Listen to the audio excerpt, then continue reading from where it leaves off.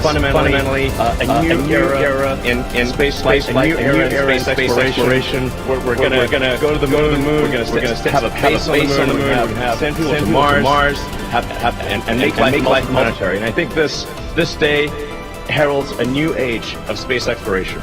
That's what it's all about.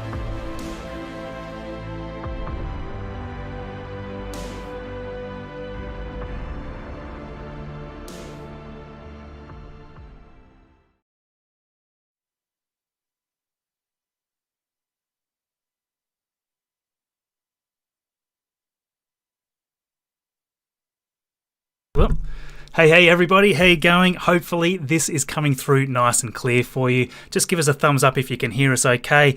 We just had a couple of glitches there on the way through, so that was interesting. Let's just make sure that we can hear you nice and closely now. Can you hear me? 5x5, that sounds great. Excellent, getting lots of thumbs up there. Sorry about that, I had one weird mixing control there. That was a little bit interesting. So yes, obviously we are here to watch the Crew 2 launch. This is extremely exciting. We also have Tony Bela joining us as well. Can you hear me as well, Tony? There we go. So we've got Tony.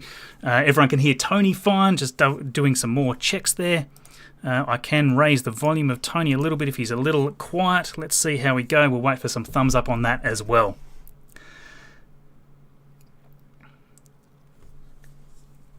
Yeah, look, this is it's tonight for us, but yes, this morning for everybody over there in the US. It's a really exciting morning. Obviously the stream has already been going on. I'm sure most of you have already been watching the SpaceX stream or the NASA stream, whichever one is most appropriate for you. And yes, what am I? They're saying that they can't hear Tony. Why is that? Hang on a second. I can hear Tony, nobody else can. Give that another go. Tony, how's that? Okay, how's that sounding? Okay, I think coming through. No Tony. I think that's probably it. Let's just give it a minute. Okay. Give it a minute for the sound to catch up. I think I know what the problem was. Give us a thumbs up there. Good now, getting better. Yep, okay, we're all fine. Sorry, mate. Oh, good. This is the noob in me with getting my audio mixing. I don't know what my problem has been today. Almost every one of my sliders has been set wrong by default. Great. So yes, this is obviously a very cool day. This is this stream has been going on for quite a while now already. We're just jumping in, and first of all, I want to know where everybody is from today. Give us a shout out. We have got so many people that are already joined in here for the Crew stream. So this is going to be really cool. Yeah, we'd love to hear your questions today. Well, that's what we're here for, and just share the experience with you guys. Yeah, exactly right. And we just want to make sure we can see some great lists of locations coming through now. Victoria, Israel, Hungary, Hawaii, Egypt, the UK, Alaska. Wow, look at that. Lord of the Fleas from Tasmania. Wow, you're from the same location as me. Welcome. We have got Romania, Latvia, Bristol, England, New Zealand. Wow. Bendigo. That's very cool. Brisbane. Fellow Brisbaneite.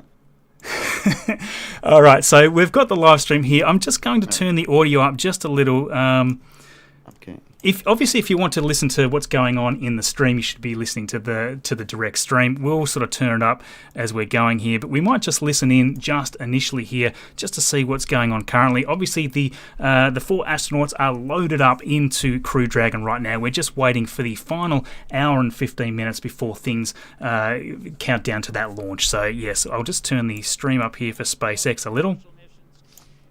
Space Florida is operating what used to be the shuttle landing facility now and commercializing it.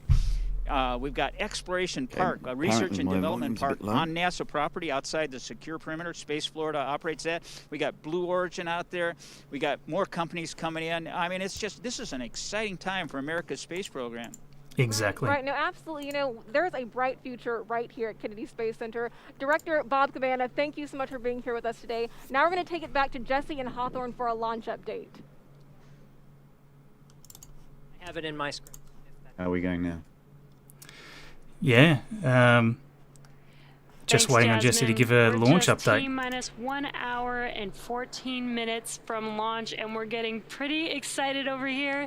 Since arriving at the spacecraft, the crew were helped by our closeout engineers to get into their seats, attach their suits to special umbilicals that provide breathing air and a communication link to Dragon's systems. They conducted suit leak checks, which were successful, and communications checks with the core here in Hawthorne, which is the person who will speak to them directly throughout the mission, as well as the launch director in Florida.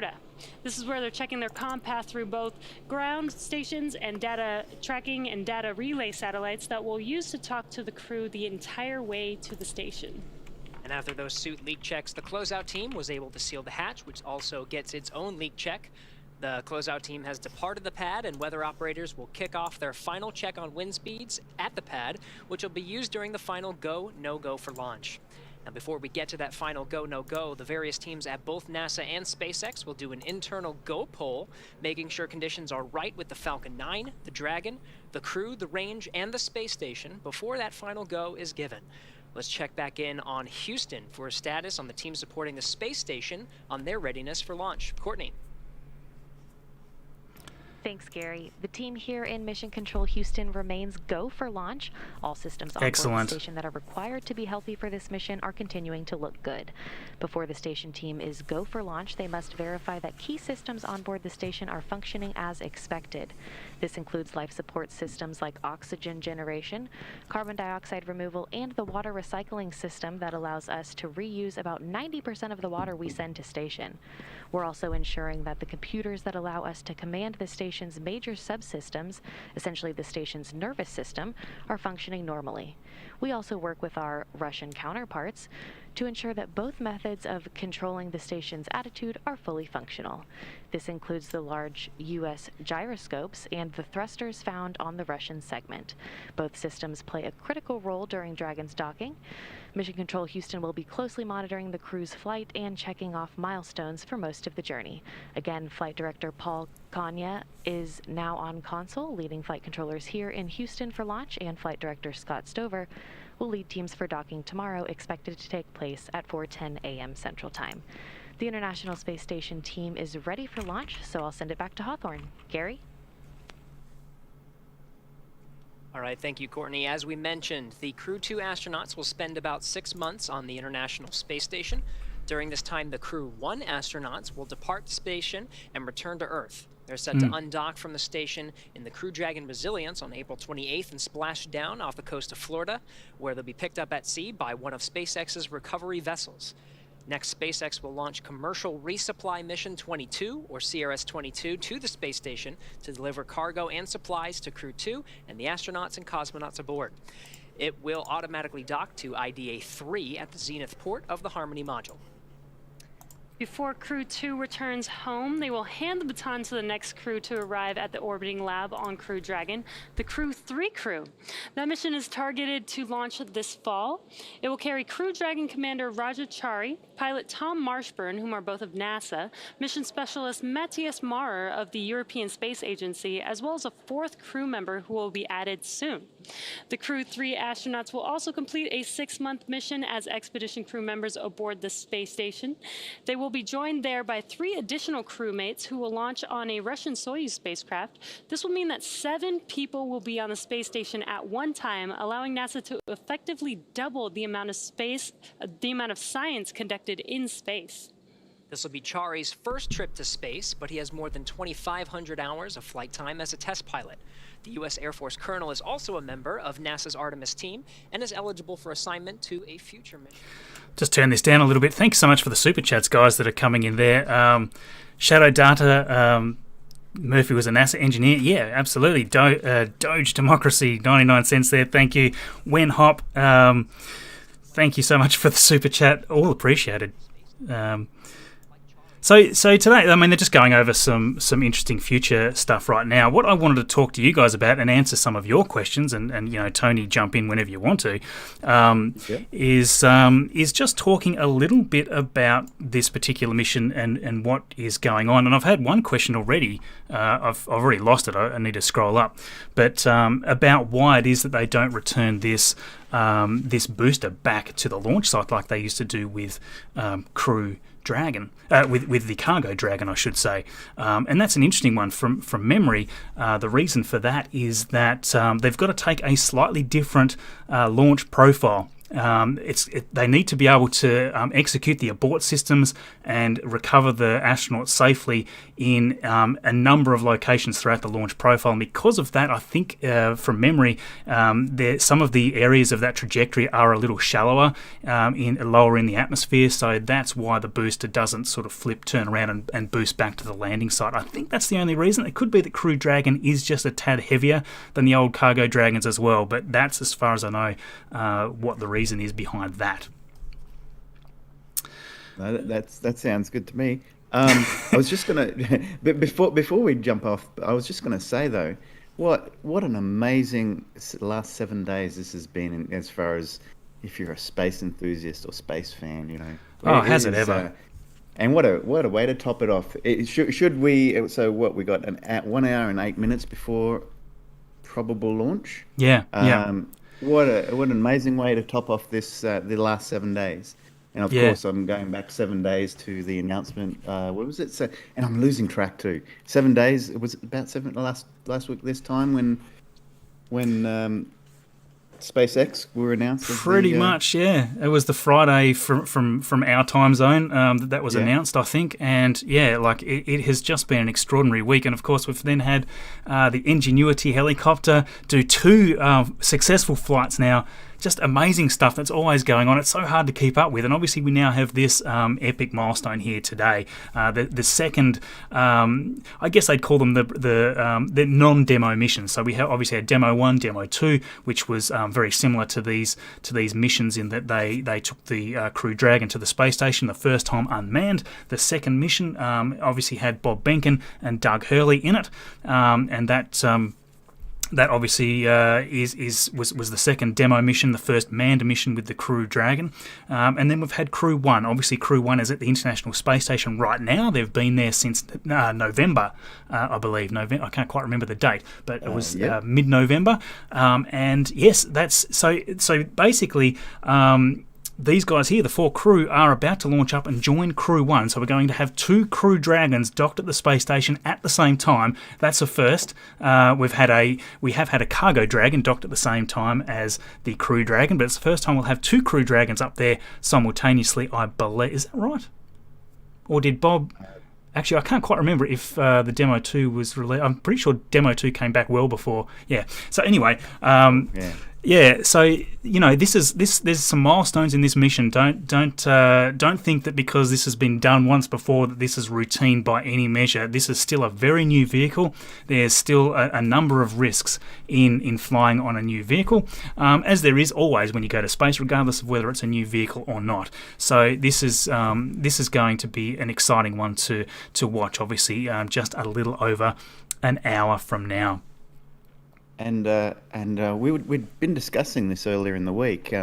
In just a little over 24 hours, when they do arrive at the station, I think we worked out there'll be 11 astronauts and cosmonauts on board the ISS at one time. Now, looking back quickly, we did discover that isn't a record. 13 is actually a record, but we'll talk about that a little bit later. But yeah, that is currently it's up there. It's up there as far as the 11 astronauts and cosmonauts on board.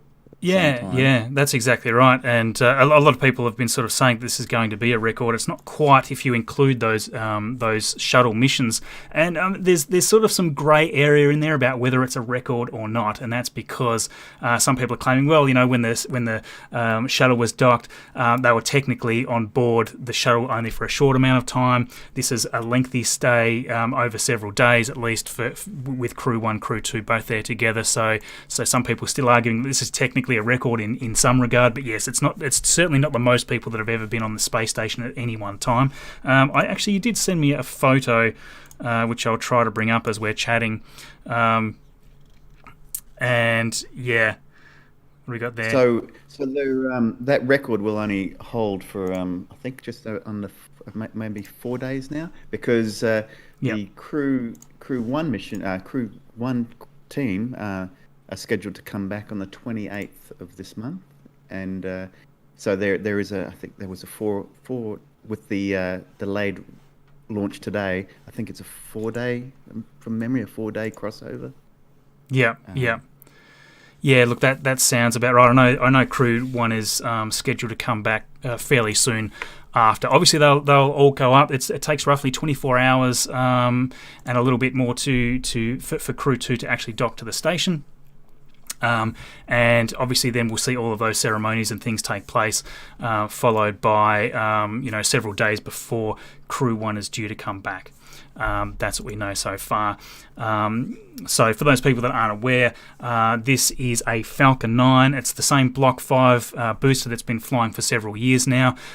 This Block 5 is booster 1061. And this is its second flight, and this is actually the same booster that launched the Crew 1 mission. So this is pretty exciting stuff, and also it's also a reused Crew Dragon capsule as well. That's right. So yes. It's a reused Crew Dragon capsule from Demo 2. Yeah. I did look up too as well. It seems to be at this point an alternating thing where Crew 3 will be using Resilience, which is currently docked on the Harmony or the Node 2, I think, of the Harmony on the ISS at the station. Yep. But they'll be, so that will then be refurbished, and so I guess they'll be alternating for a little while. I'm not sure when a new capsule will be, how fast and how many they are actually going to produce. Yeah. And as I said before, this particular boost is going to be landing on the drone ship further downrange. These don't have quite the amount of fuel needed with the safety margins that they need for the abort systems and whatnot to go back and land at the launch site, which is why we don't see that happen. Might just tune in here and listen to what Jesse's saying. Second time a rotational crew will fly on a commercial spacecraft, and each of our crew members brings a diverse set of experiences to today's flight. Crew Dragon Commander Shane Kimbrough will be making his third trip to space. He was born in Killeen, Texas, and raised in Atlanta, and was selected as an astronaut in 2004. Kimbrough is a retired U.S. Army colonel and holds degrees in aerospace engineering and operations research. He first launched aboard the Space Shuttle Endeavour on STS-126, then aboard a Russian Soyuz spacecraft for Expedition 49 and 50. Kimbrough has spent a total of 189 days in space and has performed 6 spacewalks. Pilot Megan MacArthur will be making her second trip to space, but her first one to the space station. She was born in Honolulu, but considers California her home state. She holds degrees in aerospace engineering and oceanography, and was selected as a NASA astronaut in 2000. MacArthur served as a mission specialist aboard Space Shuttle Atlantis on STS-125, the final servicing mission of the Hubble Space Telescope in 2009. She operated the shuttle's robotic arm over the course of 12 days and 21 hours, capturing the telescope and maneuvering crew members throughout the 5 spacewalks to upgrade Hubble's science instruments, along with removal and replacement of other components to lengthen the telescope's life. Hubble continues to operate to this day, providing scientists the opportunity to make more and more deep space discoveries. Mission specialist Aki Hoshide has suited up for his third space flight today. Born in Tokyo, Hoshide was selected as an astronaut in 1999 by the National Space Development Agency of Japan, known today as JAXA. Hoshide earned his degrees in aerospace engineering and mechanical engineering. He flew on STS-124 aboard the Space Shuttle Discovery to deliver and install Japan's science laboratory, Kibo. He also flew aboard the Russian Soyuz on Expeditions 32 and 33 for a 124-day visit to the space station. Things continue to progress nominally. Next up is cycling the orbit tank isolation valves to equalize low flow pressure here in about 15 seconds. Perfect. Copy. We'll be listening. Hey there, Coop. How you going, buddy? There. In 2014, he also served as commander of the 18th NASA Extreme Environment Mission Operation, which was an underwater expedition at the National Oceanic and Atmospheric Administration's Aquarius habitat off of Florida's Key Largo coast. Mission specialist Thomas Pesquet will be making his second trip to space. Born in Rouen, France, Pesquet was selected by ESA as an astronaut in 2009. He has a degree in spacecraft design and control and more than 2,300 flight hours as a commercial airline pilot. Pesquet first flew to space on the Soyuz as a flight engineer for expeditions 50 and 51. In that time, he worked on more than 50 experiments and performed 2 spacewalks to maintain the space station. He's logged 197 days in space. Pesquet will be the first European to fly in Crew Dragon, and it will be the first time a European has launched from America in more than a decade. Wow. Each of these 4 crew members will join Expedition 65 once they arrive at the International Space Station, with Aki Hoshide taking over as commander of the station right before Crew 1 departs. Awesome. That was a really good rundown of the crew there. I've just quietened that down a little bit. There's a lot of experience in this team, and it's always really wonderful to see a new crew. And some of them haven't flown for quite some time. So yeah, best of luck, obviously, for all 4 of the crew. A few questions here that have come through. Are you watching For All Mankind? I'm actually not watching For All Mankind. I need to catch up on that. I do realise that. I've been wanting to watch it for ages. And ages. Have you watched it, Tony? Yeah, I have been watching it, actually. I'm about 5 or 6 episodes behind, and I certainly won't do any spoilers. But it's a different take. I think I'm enjoying it. It was just probably was a little controversial, I guess, when it first came out, because the basic premise is that this is not really spoiling anything, but the first episode you find out that the Russians land on the moon first. So it's a what-if kind of scenario where what would happen if they had beat the Americans to the moon, and how things may have changed. So it's acting as if the space race was kept going, even though the space race didn't. Did it technically end? Well, anyway, it seemed to end pretty hard. It's certainly it's certainly worth a shot. Worth a go. Oh, that'll be good. We're just watching a little bit of footage there as well of the astronauts walking out to the. It's always nice to watch that little bit. It's one of those things. It's such a historic sort of shot, just walking out of those doors, I think, and and then seeing them come across this brand new Crew Dragon access arm. There's just a really nice contrast between the old and the new there, and it's just it's always thrilling for me to watch all the new designs for everything. Obviously, there's the new spacesuits, the new Crew Dragon. Everything looks so futuristic, very SpaceX-y. Reminds me a little of sort of Apple type designs, very, very minimalist and white and this sort of thing. And it's just so nice to be able to see these new screens. You sort of compare the Crew Dragon to something like, say, the Soyuz, or even things like the old space shuttle, and these things are just a huge, big array of controls and switches and buttons everywhere, things that I could never memorize in 100 years, I'm sure. And in the Crew Dragon, you've just got the basic controls that you need, more in case of an emergency than anything, and you've just got these beautiful touch screens. It's just so nice to see things moving into the future as we sort of would have expected them to be. No knocking the Soyuz. The Soyuz has been such a wonderfully reliable vessel over the many hundreds of launches. But even still, when you look inside there, it looks old, and it looks like it needs a very nice revamp. And that's why looking at something like Crew Dragon is so exciting. Well, I'm looking at that shot right now where they're in the crew inside the capsule, and you're seeing the outside of the rocket. It looks like you're actually just watching a scene from 2001: A Space Odyssey. It's got this kind of beautiful, kind of really clean, kind of retro kind of feel about it, which I really like. Yeah, definitely. And a couple of other questions. How did you end up being a space enthusiast from Brenton Caldwell there? I just kind of...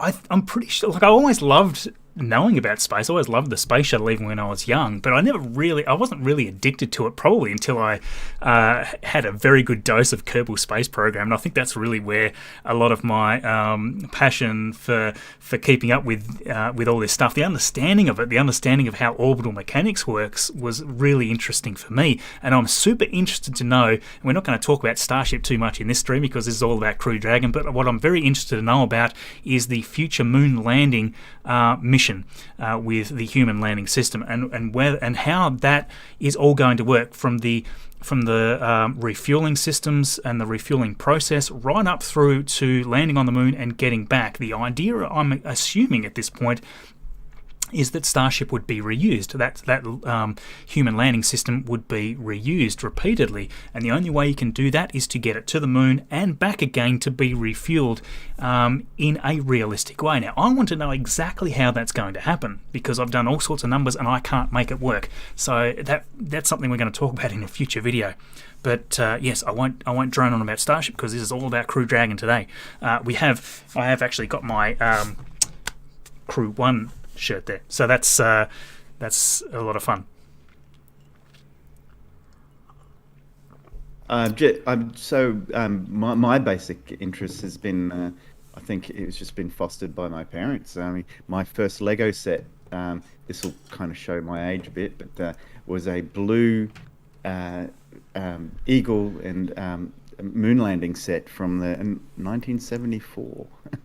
And which I still have to this day, and I've just never kind of looked back. I guess part and parcel of liking everything about space is you tend to be a bit of a science fiction fan or science fiction nerd, but so I'd like Marcus. We both probably like our science fiction films, but there's nothing quite like reality. This has got a and the whole rekindling of going back to the moon. I think there's such a huge generation of people out there that haven't experienced that. I wasn't old enough to experience it. I certainly don't remember it. Yeah. But just to feel like there's entire generations that weren't around when that's happened, and everyone thought they'd keep going back, and then we'd have a Mars base by now, and it just didn't happen. So reality's now kicking in, and it seems like this is all happening, and SpaceX a huge push behind that. But I guess it's just really exciting times. I mean, I posted recently how exciting this week was going to be as far as space, just all the things. I mean, unfortunately we didn't get to see SN15 launch, but that leaves us a bit of breathing room to watch that next week, hopefully. Yeah, exactly right. And there's a number of other things I think that's quite interesting about how people foster this. And if I kind of knew the trick, I think we'd use it a lot with the channel to try to engage more people. Because the people that don't follow this, they probably don't really understand exactly what they're missing. They don't really understand the significance of this stuff, especially as we aim to go back to the moon. And obviously the ultimate goal, at least in the next few decades, is a sustainable base on Mars, and why that's significant. And I'm always inundated by comments from people that just don't understand. They just don't get the reason for it. They think it's a waste of money. How can they waste $3 billion? Like just as a tip, if you compared that to the military budget each year, that's like a tiny fraction. So if you're going to target any anything, you can sort of target many industries. I think they spend more on lipstick research than they do space exploration. There's something, I don't know whether that's true or not. It may be a meme that I heard of the other day. But if that's true, it's sad. It's sad that we don't have higher budgets for things, than simple, cosmetic products or something like that, because this is quite literally pushing the boundaries of exploration. It's the next natural step for humanity. If we don't take the step ever, we're confined to one planet, and eventually that planet will have some sort of incident. It could be an asteroid impact. It could be, climate related. It could be a number of things that will cause us to have huge struggles here on the planet we are on. That doesn't mean we shouldn't look after this planet, obviously. It doesn't mean we want to abandon the planet and go and live on Mars. That's obviously not feasible. What we're talking about is expanding the human race to actually live on multiple planets. And this is one step. The International Space Station is a great research ground. It's a great way to...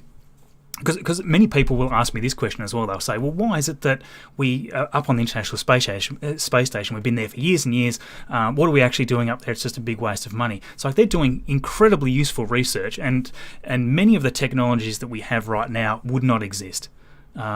Or at least would not have existed without equal funding in other similar areas. The way that we can have the amazing GPS technology that we've got, a lot of medicines and a lot of things that have actually been found in, in that case of being in low Earth orbit to do this research. It's incredibly powerful. I don't think people really fully comprehend it. So yeah. Especially things like life support, for sure. Like all these life support things, being able to... Elon Musk's been talking about it recently, and we need to sort of script something up for that at some point. But, being able to get a wonderfully efficient and powerful carbon capture technology so that we can actually, first of all, launch rockets reasonably carbon neutrally, I think, is the whole plan in the longer term. If we can develop those systems, then those systems are then available for anyone else in the world to use. We can have carbon capture for all sorts of fueling exercises as the world moves more towards electrification of things. Obviously, there's a finite amount of oil underground that we're drilling out at ridiculous speeds. Eventually that stuff runs out. It's not a renewable resource, regardless of what anyone's opinion is about changing to electric vehicles or electricity and renewables and things like that. One thing is for certain, at some point we are going to run out of those oil products. So we have to do it at some point, regardless of anyone's opinion. And that's really the main thing. It's like, well, if we have to do it, why not just do it? We need to transition reasonably quickly. So, all of those carbon capture technologies come from research like this. There's the award for the carbon capture technology that Elon Musk's put up there. So, that's a significant thing. With what we're seeing here, I mean, this is all happening because of, and this is why we're going to progress forward, is the reusability of these rockets. This is the key to, I guess, us, the future that we all imagine, where we have spacecrafts and we're going to different planets. It all depends on, I guess, bringing down those costs so that people aren't, so that we can still look after this planet and bringing those costs down. The key is reusability, and that's what SpaceX, I guess, are doing. That's what rocket labs are all developing. That is. Yeah, exactly. Yeah. I don't want to go too much on off topic from crew. I mean, there's people saying, what about other minerals that are needed for batteries and things like that? And look, that's true. They're also a finite resource, but at least with batteries, it is recyclable to other, so after batteries are dead, they can be recycled. But they are working on newer form batteries that don't take some of those chemicals that are a little harder to obtain. So, a lot of research needs to go into batteries to make them better, more efficient, be able to have higher energy density, all of these things. But to sort of say, well, there's these few negatives. Everything has an impact. Batteries have an impact. Obviously, digging up oil has an impact. It's about trying to go down the direction that we have to go. And if that means researching new batteries because the current ones are limited in a number of ways, then that's what everybody's obviously doing. So, But an interesting comment there from Trav Hall trap hall push. Hopefully the MOXIE system on Perseverance is effective. Well, actually, we've just heard, I think over the last 24 hours or so, that they've run the MOXIE experiment, and that has actually been a successful test so far. So this is an exact reason, that's a perfect example of what we're talking about. They've done carbon capture experiments there on Mars to actually extract out oxygen from the atmosphere, because oxygen isn't really available on Mars in any reasonable quantity in its raw form. You have to synthesize it from the carbon dioxide in the atmosphere. That is something that they've just done, and it's yet again, that's NASA technology, or NASA partner technology at least, that's come over and been experimented on another planet. That is firstly amazing, and secondly, that technology is what is potentially going to go in other things for exactly what we've just been talking about, which I won't dive too much in at this point. Dogecoin to the moon, yes. I'm not going to get into cryptocurrency talk, but yes, the Dogecoin stuff has been a crazy story in itself. As Jason said there, lithium, cobalt are reusable, recyclable, and obviously oil is not. So yes, that's just sort of adding to the point there I was making. Why aren't the astronauts social distancing and wearing masks? I think these guys are probably clean. If these guys aren't clean, there's going to be a heck of a lot of trouble on the space station, I would say. Everybody has been super screened. You'll see all the people in the lead up wearing the masks around them and all that sort of stuff. So very, very low chance of infection there. What else have we got? They scrub CO2 on ISS and even submarines. So yes, there's all sorts of scrubbing systems and stuff, more filtering systems, and being able to improve that so that you're essentially able to have more of a closed system that can almost infinitely refine the oxygen needed without needing to discard. I think they've actually got to discard these filters, and they've got to keep on refreshing them when they come back up to the space station, from my understanding. Correct me if I'm wrong there, guys. I'm not 100% certain on that. That's with the scrubbers. Yeah. Oh, we're just actually watching. We might just switch the audio up. We're just watching the access arm. Arms lifting away. Let's see if anyone's saying anything.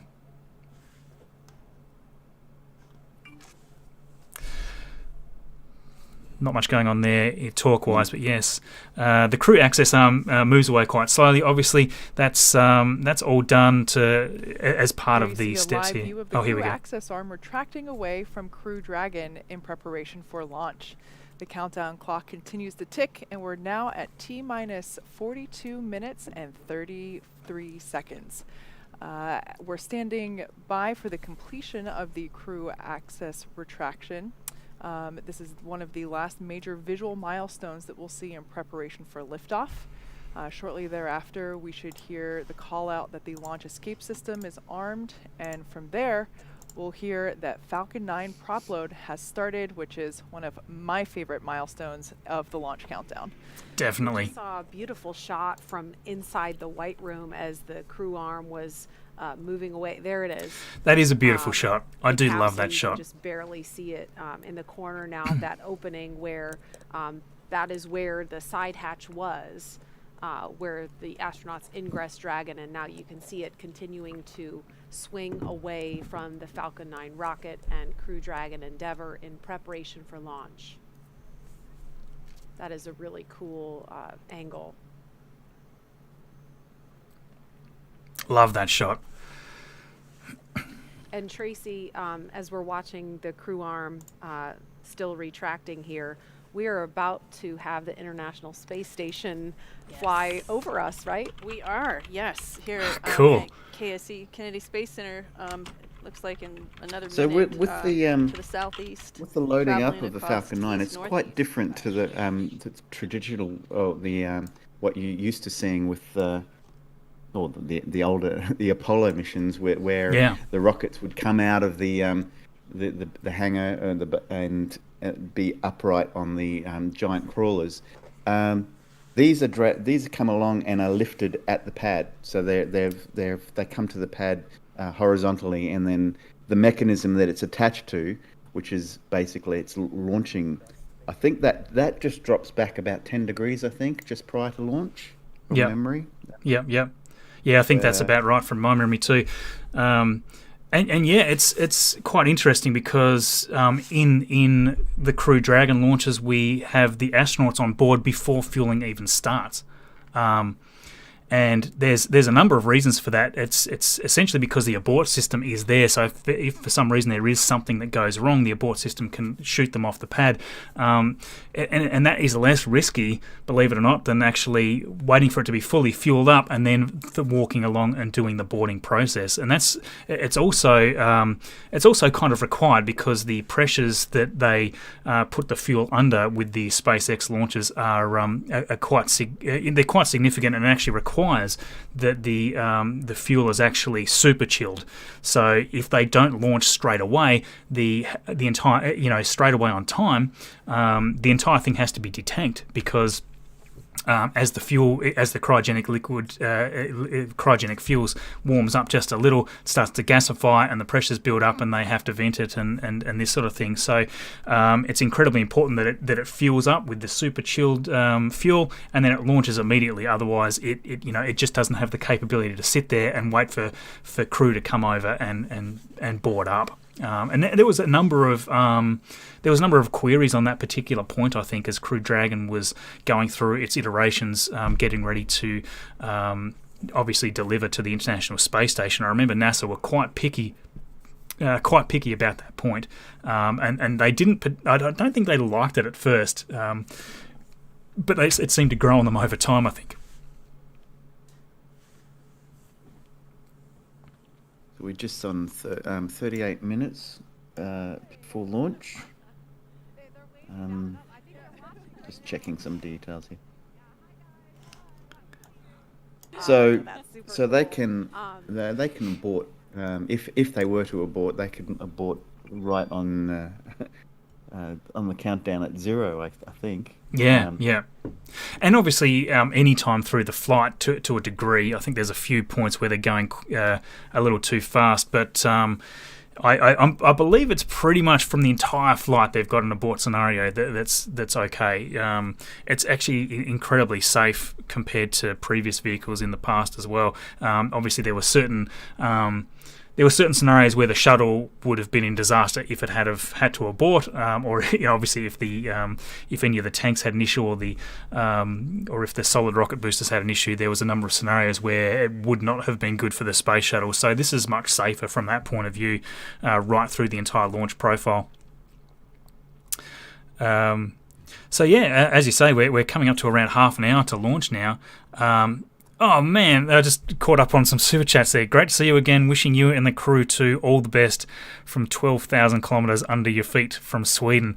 Thank you so much. Olev01, thank you so much for the super chat. That is awesome of you. Very much appreciated. Thank you. What have we got here? Can't wait to watch the launch on the House channel. History in the making. Very quick shower and dinner in Australia first. Yes, in Australia it is around 7, almost 7:15 in the evening. So it's around just after dinner time for us. This is one of those live streams that really work for us. Yeah. This is perfect. Can't they do all the SpaceX launches now? This would be great. I don't have to stay up all night. So why I mentioned that is the last few live streams we've done, we've started it, and they were for Starship. Yeah. We've like at 1 a.m. and gone through till about 9 o'clock in the next day or that morning. Exactly. So they're long hours. Yeah, they sure are.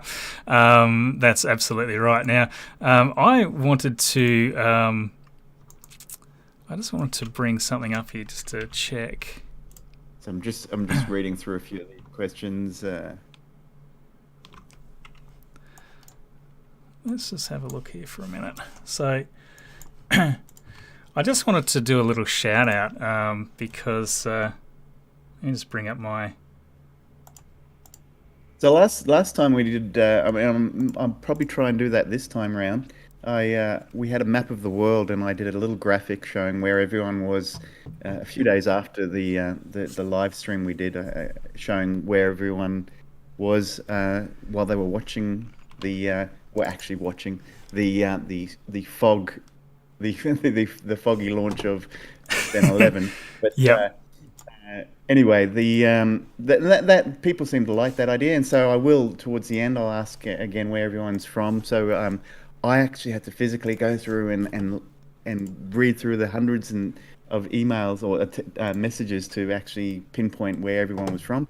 Yeah, I'm happy to do it. That was a good effort, actually. That you and that was, I didn't even touch that. That was just Tony being Magic Tony, as always. I'll just quickly share that. So this is the graphic we're talking about here. So for those that aren't familiar about where we're from, this is basically it. So I'm down here in Tasmania, and Tony up in Brisbane. We're actually now on the same time zone. We've got different daylight savings mix-ups sometimes here in Australia, but we are now actually running on the same time zone. But, we couldn't really be much further away from the action when it comes down to it. I feel very distanced from the real action that's going on. Yes, obviously we've got SpaceX over here, we're just so far away. When it comes down to it, we're just so far away, and we absolutely love this subject to death. Like, it is just such a great thing for us to always be presenting and talking about, but at the same time we are just so far from the action ourselves, and at some point we want to fund a trip over. We want to actually see some of these launches in person, rather than being distance away doing it over live stream. So that's one of my dreams at the moment. Obviously with some other stuff going on currently, it's a little more tricky. Now, what I wanted to bring up here was Arn's profile on Twitter from More Than 3D, and that is because he sent me this. So he's just, let me bring it over so that we can see it. So this has literally arrived just today. I haven't even had a chance to put the stickers and stuff on it yet, but this is an incredibly intricate little model here. The top opens up like that. We can see the little docking port that they're going to, the soft capture docking port that they're going to be attaching to the International Space Station. It's so cool, and it all comes apart as well. I just don't want to break it. Yeah, I just don't want to break it. The little arm part comes off there, and you can actually then twist it. Which, oh man, I'm so paranoid about breaking this on camera. So and he 3D prints these, and they're available through his website. Yeah, that's right. I mean, anybody that just likes, the whole goal of what he's trying to do is to create things for young kids to be passionate about this stuff. So they're kind of like, they're kind of like 3D printed toys. They all snap together with these neodymium magnets, I think they are, and they're actually incredibly strong.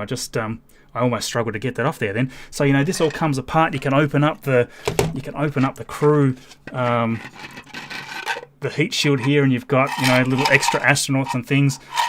It's just so cool. So I just thought I'd say a quick thank you. And obviously, it's great to have this as a prop for the mission today. So thank you very much, Arn. It's very awesome. Like, even things like, let me see if I can get it. You can actually take off the little crew door, and that slides up, and there's actually magnets under there to hold it on, so you can sort of see in there by crews flopping around in there, but all the seats move back. It's actually really cool. So I just thought I'd show that, so that when we're demonstrating things, we can easily do that. One of the questions actually that I saw earlier is about why it is that you can't see the Super Draco engines on the... So normally... When you see many graphics, you sort of see there's these Super Draco engines under here. These are the abort engines. So we've got the 8 of those. So you've got the 2, 4, 6, 8 on the other side. So they will all fire up, and they're incredibly strong. And we've seen those demonstrated before in the abort mission, the in-flight abort mission that they did at the start of 2020, wasn't it? Or am I getting my years mixed? No, it was the start of last year we saw that happen. So that's very cool. But what we see here is essentially these covered up, and people are, well, have they taken the Super Dracos out? No, they haven't. They've actually got covers over these, and if they need to fire it up, they just blast out. So the covers just come flying out by themselves. So they're just kind of there to stop things getting up in there, birds nesting in it or anything silly like that. So they've just got covers on them which just blow straight out. And I believe also, and I can't quite see with the level of detail right now, but I think that also have got little seals inside the normal Draco thrusters. So these are the ones that you see here. These are all your reaction control systems. So there's several scattered right around the vessel, and that sort of thing. So yeah, very, very cool stuff. Thank you, Arne. You're a champion for sending me that.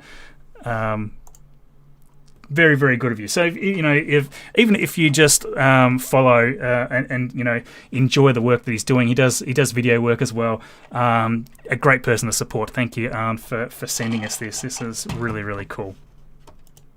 So in regards to the Draco thrusters, there's 16 all up on board, and there's the 8 super Draco engines. Yeah. Now, hopefully, they won't be used at all. They're only used for the abort. Initially, the idea was to possibly use them for landing. That's right, isn't it? They were, but NASA didn't want to go with that. Yeah, they wanted to go with the parachute system. Exactly right. The idea with the initial design was that the Super Dracos would be used for landing, and parachutes would simply be there as a backup. We've just got John here talking. I might just switch the audio back on. Great news, John. For Crew 2, the astronauts' flight to station will take about 23 hours, and their journey will be fairly similar to the trip Crew 1 made in November of last year. All right, as we wait T0 in just about 29 minutes, the ground operations teams are doing a series of systems checks to make sure both Dragon and Falcon 9 are ready for launch. You're looking at a live view of our teams at the Cape as they prepare for liftoff. As we wait for the launch clock to hit 0, we wanted to give you an overview of what the ascent portion of the mission will look like. Once we hit T0 and a successful launch occurs, we will watch Falcon 9 and Dragon lift off from historic launch pad 39A and make their ascent. At about 50 seconds into the flight, Falcon 9 engines will throttle up to help pass through the period of maximum dynamic pressure on the rocket, or what we typically refer to as max Q. It's worth noting that once we hit max Q, the vehicle will be going supersonic. Once we are through the period of maximum dynamic pressure, we can throttle up our 9 Merlin engines again. And from there, at about 2.5 minutes into flight, we have a series of 3 events that will happen in rapid succession. First is MECO, or main engine cutoff. This is where all 9 Merlin 1D engines shut off in preparation for stage separation, which is our second event. This is where the first stage detaches from the second stage, with the first stage making its way back to Earth for landing as the second stage continues on its journey with the third event. SES-1, or second stage engine start number 1, is where the MVAC engine lights up and propels the second stage along with our Crew 2 astronauts to orbit. As Stage 2 heads towards its targeted drop-off orbit, Stage 1 will execute 2 burns in order to make its way back to Earth. The first is the entry burn, where 3 of the 9 M1D engines will reignite and then shut down, and this helps to slow the stage down in preparation for entry back into the upper parts of the Earth's atmosphere. While the first stage is heading back to Earth, the second stage will cut off its 1 Merlin engine that was ignited right after stage separation. Once this happens, we'll wait for confirmation of a good orbital insertion. About 90 seconds after Dragon gets into orbit, Falcon 9 will land back on Earth. The landing burn is just a single engine burn, powerful enough to bring the vehicle's speed down rapidly in order to land on the drone ship about 9.5 minutes into the mission. While Falcon 9 first stage is landing, Dragon is preparing to separate from the second stage. At about 3 minutes after the second stage gets into orbit, we should have a great view of Dragon with its 4-person crew drifting away from the second stage. Once Dragon is a short distance away, it will begin checking out its Draco maneuvering thrusters to make sure Dragon continues to increase separation distance from the second stage. It's worth noting that these are not the Super Draco engines that would be used during an abort scenario. About 40 seconds after separation, Dragon's nose cone deploy sequence will begin. It will take roughly 4 minutes for the nose cone hooks to unlatch and open, exposing its guidance navigation controls, or what we call GNC, that will help Dragon autonomously fly to the space station. And lastly, once the nose cone is deployed, the remaining Draco thrusters on the forward bulkhead will be checked. From there, over the next 23+ hours, Dragon will be in its rendezvous and approach phases, undergoing a number of phasing burns as it makes its way to station. All of that will be coming up soon. For now, let's check back in with Courtney in Mission Control Houston. Courtney. That was a great rundown of the mission, actually. Thanks, Gary. The space station team here in Houston is focused, and the critical systems on the station continue to function normally. The teams have verified the command path from the ground through our constellation of communication satellites to the station. Everything is nominal, and the station will be ready to receive Dragon tomorrow. Once the crew arrives at the station, they'll join Expedition 65.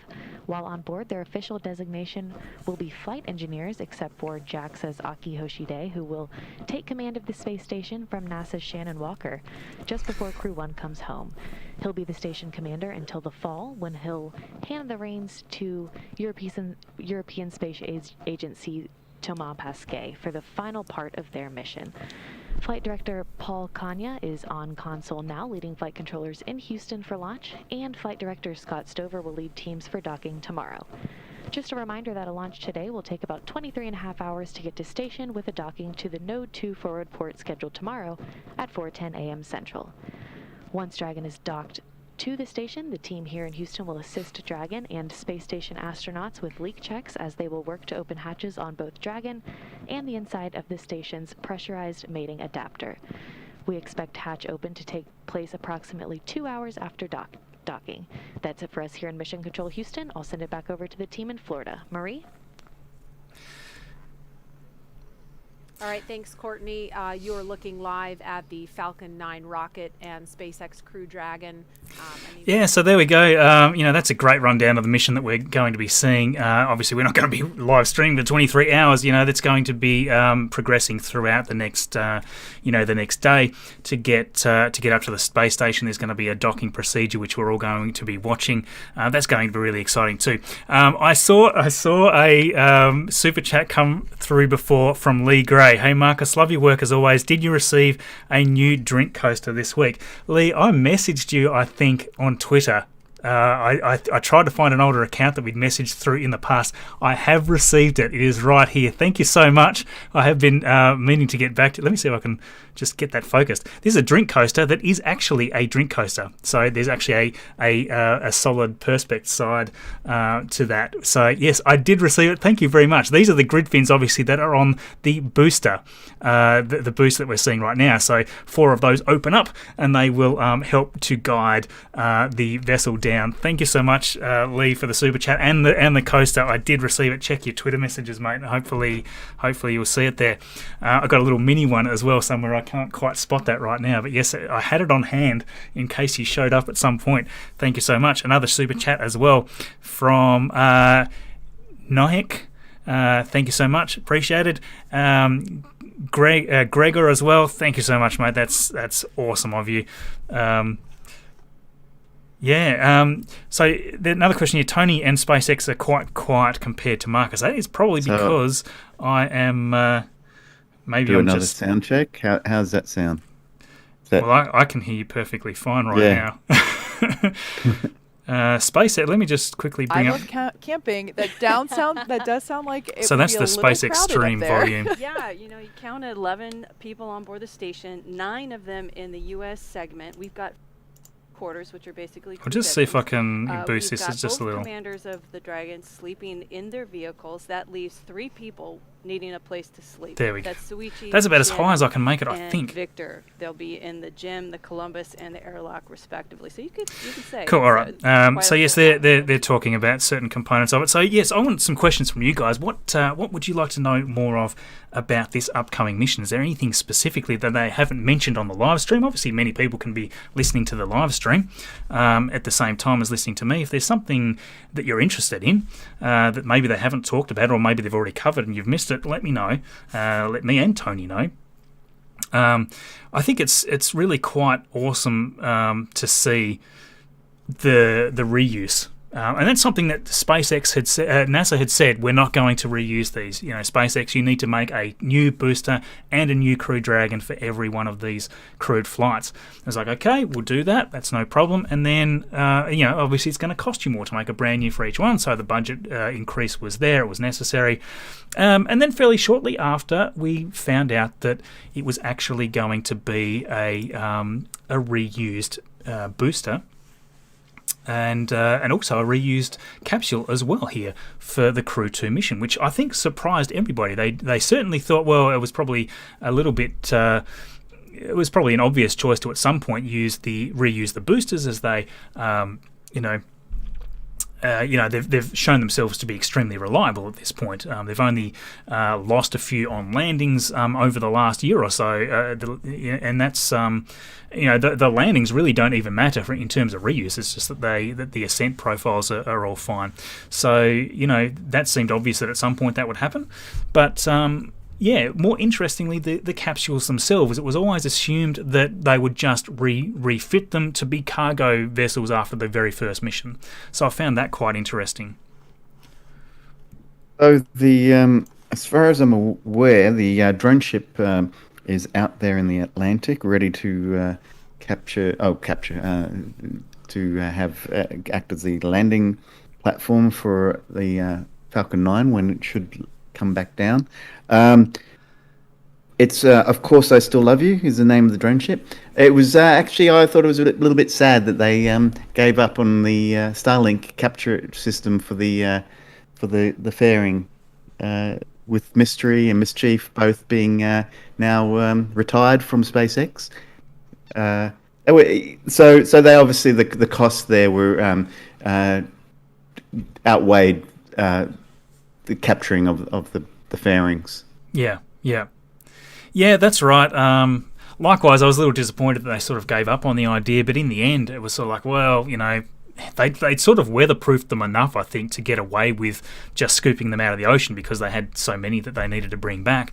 And in the end, I think it was just kind of not really worth the effort. And it was certainly proving much more difficult to catch them with the catch ships, Mystery and Mischief, than I think they were ever really expecting.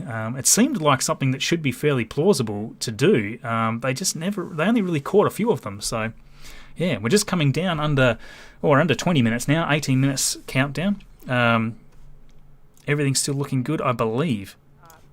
The RP1 load is complete on... Okay, we've had this question come up with the Galileo Chayu. We just had RP1 load complete as far as I just heard Bob then. Benken's spacesuit. We have that. Thank you there for the super chat. The Nico, if given a chance, would you drop everything you have on Earth and go to a colony on Mars? And here's a fiver. Look, that's a good question. With young kids at the moment, certainly not. But in the future, if I was in my 60s or something, I reckon that would be a wonderful thing to do. Another one there from Brett as well. Love your videos and live streams. Cheers from Morrinsville, New Zealand. I so want to make a trip to New Zealand. I've actually tried to contact Rocket Lab and haven't quite had a reply on that yet, but I only just sent it recently. So we've actually just opened up from Tasmania to New Zealand. We can take direct flights now without any quarantine. So that actually does allow us to get over to New Zealand. So I'm kind of really wanting to set something up there. So yes, thank you, Brett. I do want to head over.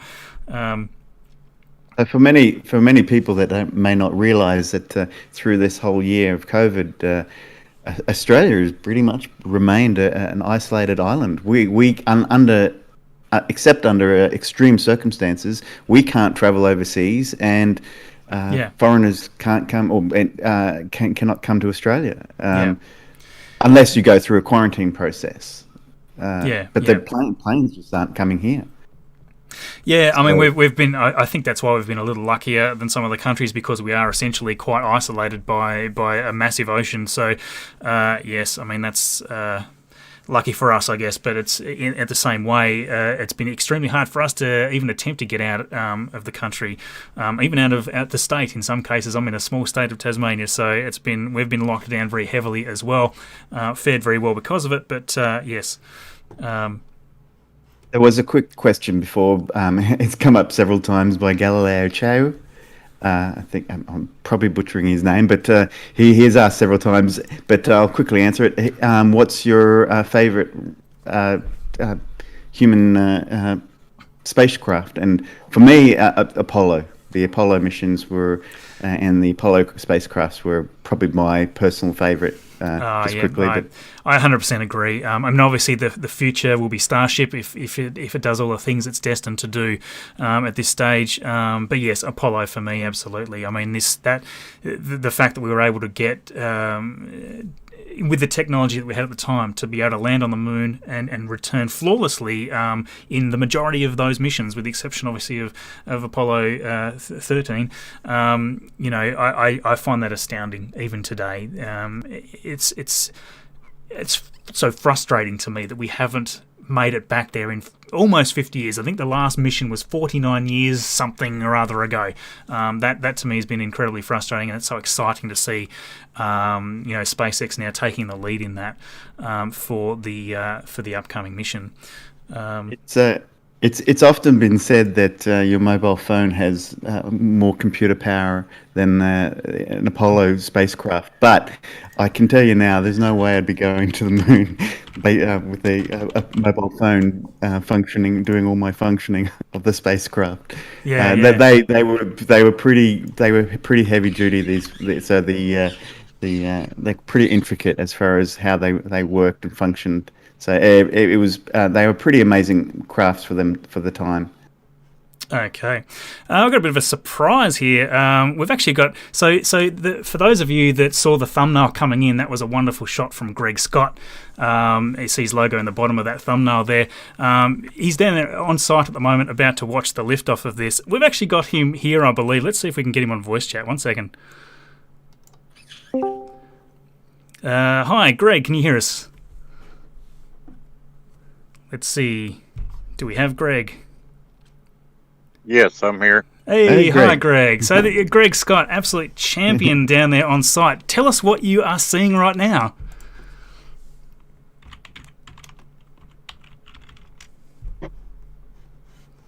Not getting a lot. Can you hear us, Greg? Yes, I'm here. Awesome. Tell us what you can see. What's going on the at the site right now? Okay. You still there? Yeah. I think we might have a bit of a choppy connection. We were just wanting to know what you can see right now as you're down there at the site. Good morning, Marcus, Tony. It's a beautiful early morning in mid-60s Fahrenheit. Got a clear sky, a few patchy clouds. Got a little bit of ground fog clutter, but not terribly bad. But it's a beautiful morning out here. Wow, that sounds amazing. So we're just coming up to around 12 minutes or 13 minutes, a little under 13 minutes until liftoff. What's the crowd like down there, Greg? Is there a lot of people nearby you, or is it fairly quiet today? Well, being on base, it's very restricted as to who can be out here with us, but the initial crowd estimates in the county were estimating somewhere around 200,000 people were going to show up for the launch. So all the roadways, the towns nearby, the hotels are full. Everybody's out and about it and looking towards the sky, anxiously awaiting.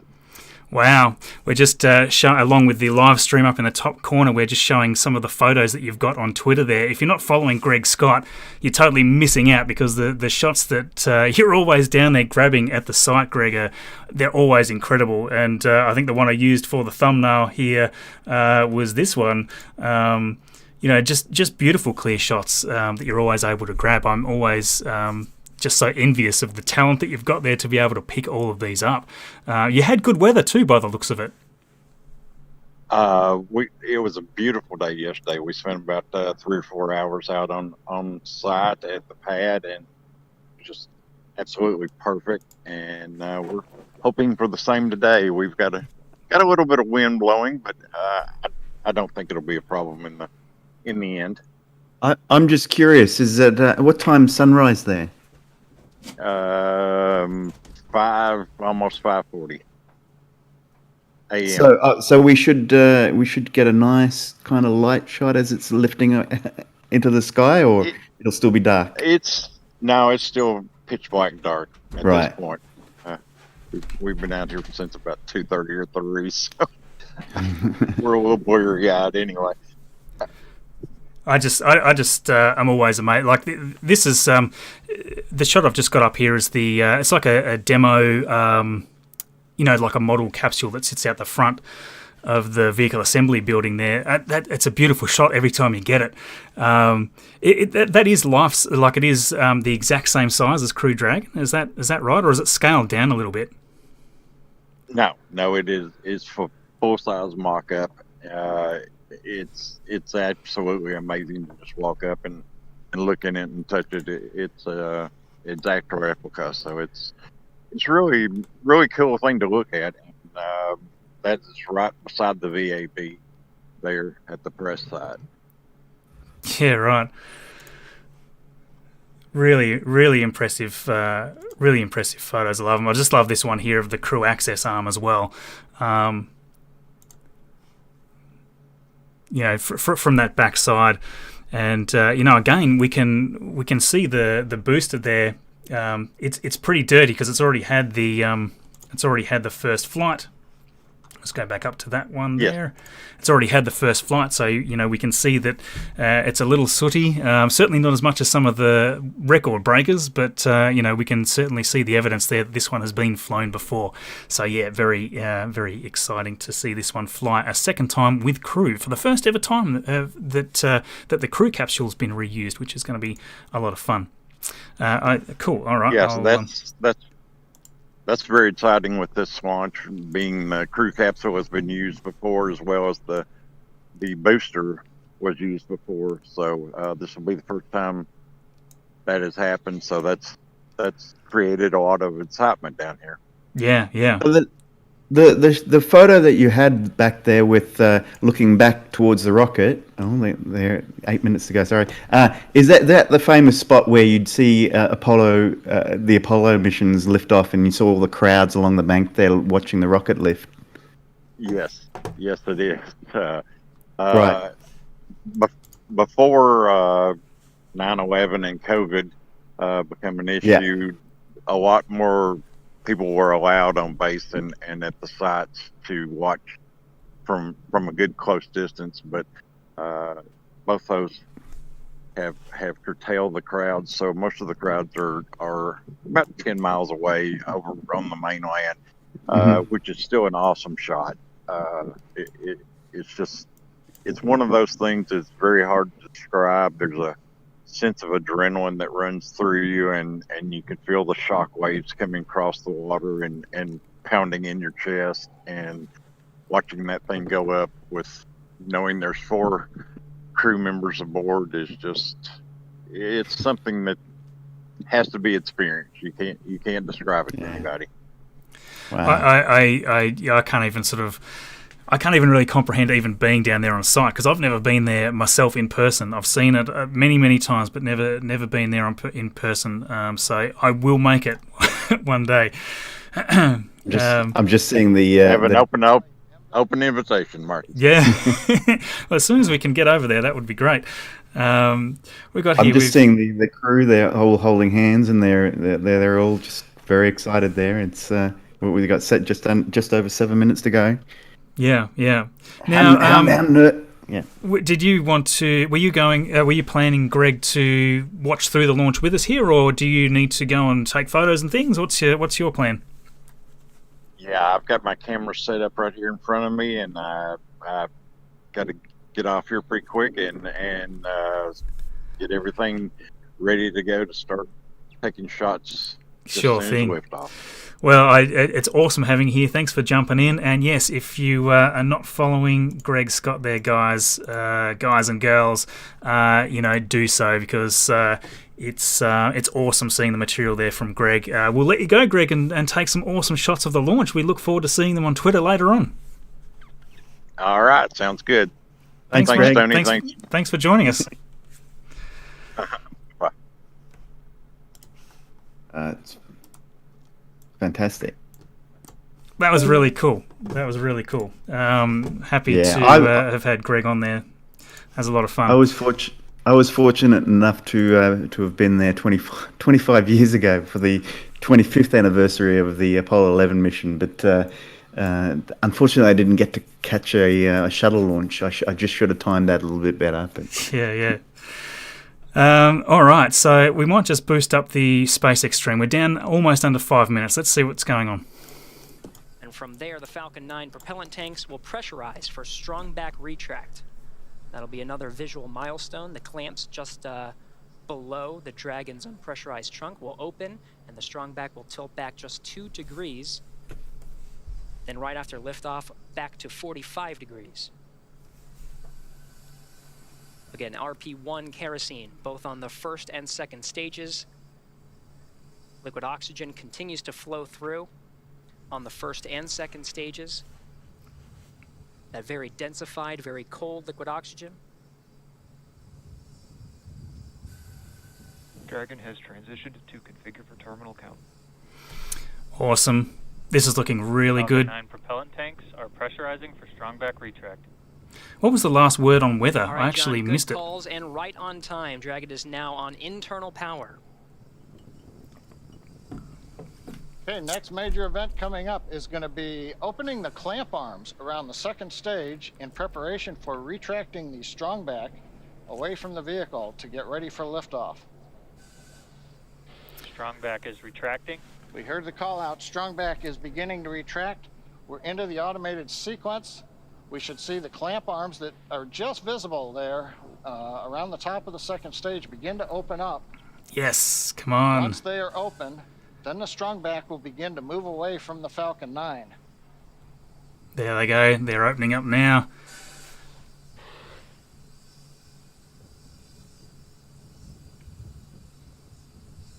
How nervous do you think they are? Yeah. Oh, well. Watching the sequence, a nice view from up on top of the fixed service structure. The arms are opening. So we'll see that strong back just sort of tilt away. And we're beginning to recline away from the Falcon 9. We'll move the strong back 2 degrees away from the Falcon 9. That'll get it ready for liftoff. Just 2 degrees. Zero. When the flight computer commands liftoff, the hydraulics on the strong back will pull it to a position 45 degrees away from the Falcon 9, giving it the clearance. I guess 30 degrees, but... So right now, the strong back is moving away. Everything proceeding nominally. I love listening to John for commentary. It's one of those nostalgic things for me. John, we're also anxiously awaiting the liquid oxygen complete on the first stage. Should hear that call very shortly.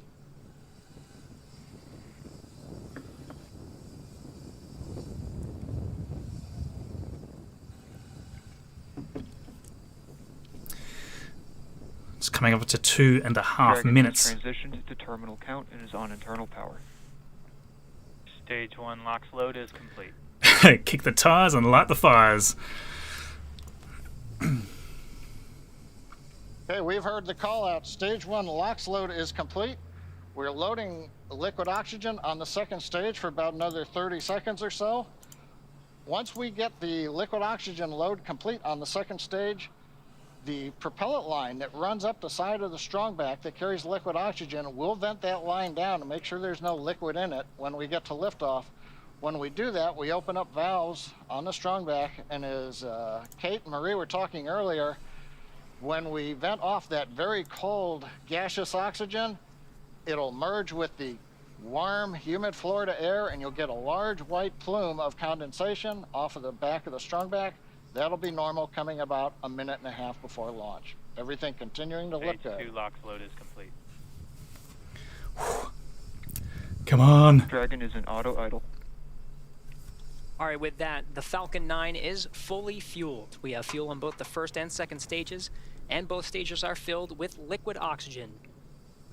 Gas closeout has started. Expect loud venting. Expect loud venting. Dragon is also in auto idle. The flight computers on Dragon, maintaining their calculations, standing by, waiting for the T0 mark. 1 minute 15 seconds until launch.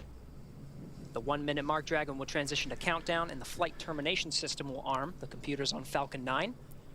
And there we go. 1 minute. On Dragon and can issue an abort if necessary. FTS is armed. Falcon 9 is in startup and is now controlling. FTS is the flight termination system for those that don't know. To go. Everything is ready for an on-time launch today. Dragon, SpaceX, go for launch. Yes. Copy, go for launch. Ground teams are ready, and the crew inside Dragon 30 is seconds. Ready. 30 seconds to go until launch. Seconds.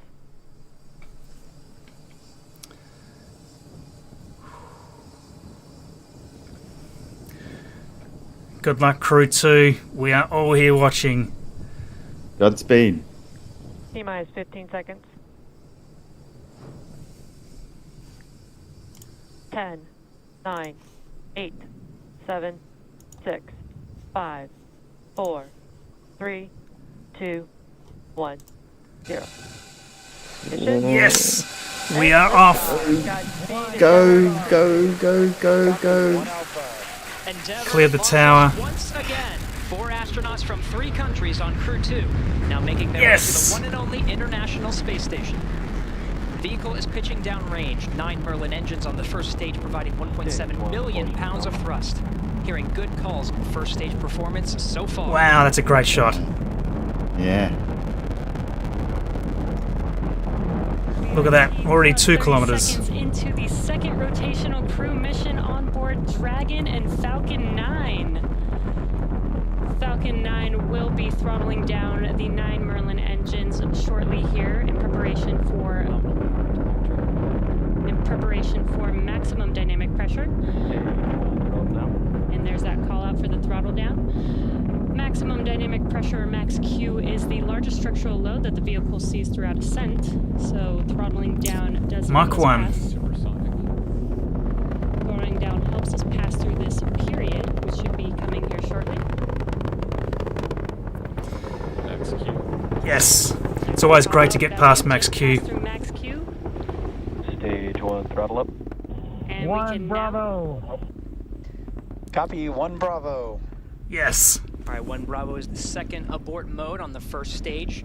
The first stage continues to fire for 2 minutes, 35 seconds. 1.5 minutes into today's flight. Man, I never get sick of these launches. Every Falcon 9 launch I just think is magic. Falcon 9 now traveling at more than 1,500 miles an hour. 3,000 kilometers per hour, 32 kilometers in altitude already. Back engine chill started. All right, the engine chill for the second stage single Merlin engine has started. About 30 more seconds of the first stage firing to bring our 4 astronauts into orbit. We see that exhaust plume open right up because in the vacuum, as we get up into the vacuum, about 20-some seconds, we're going winds to have up. 3 major milestones. We'll have shutdown of the 9 Merlin engines. We're beginning to throttle them down. We will then get stage separation. Throttle down. And then we will get ignition of the second stage engine to propel Dragon and the Falcon 9 second stage into orbit. Seeing stage 2's engine here. Miko.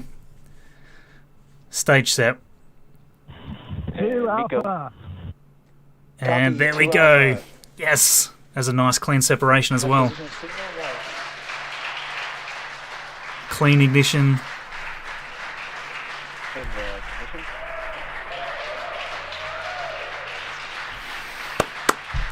And we have ignition of the second stage. You see the green flash of that T-Teb fluid. Grid fins. The expansion Thank you, nozzle Lee. on the second stage Merlin vacuum glowing that bright red that we like to see. Good performance on the second stage so far.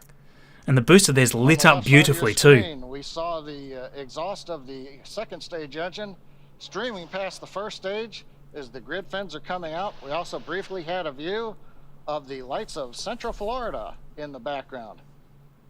Currently, the first stage is continuing to coast up to apogee. It's unpowered. It'll reach a peak height and then begin to descend back down toward the Earth's atmosphere, where it will light 3 engines to slow down in preparation for what will be a landing burn on the drone ship in the Atlantic Ocean. Now I want to see lots of photos from the ground because this is going to look amazing. Trajectory nominal. We're pulsing the thrusters. Signal Bermuda. Copy, nominal trajectory. We hear a call out from the crew, nominal trajectory. Yes. So we're beginning to move the first stage into position so it can do the entry burn. Yes, yes, yes. So see the booster there, the first stage is all lit up. That is going to look just incredible from the ground because it launched out of darkness largely. 4 minutes, 15 seconds. And you see all that, the cold gas thrusters, they're going to make wonderful patterns. Seaboard will continue to fire. It's a 6-minute burn to deliver the astronauts into orbit. We'll wait for a cue for a good orbital insertion after that. Meanwhile, we will be hearing check-ins on the vehicle's trajectory and performance, as well as check-ins with some of the ground stations as it passes over throughout the 6 minutes of the second stage firing.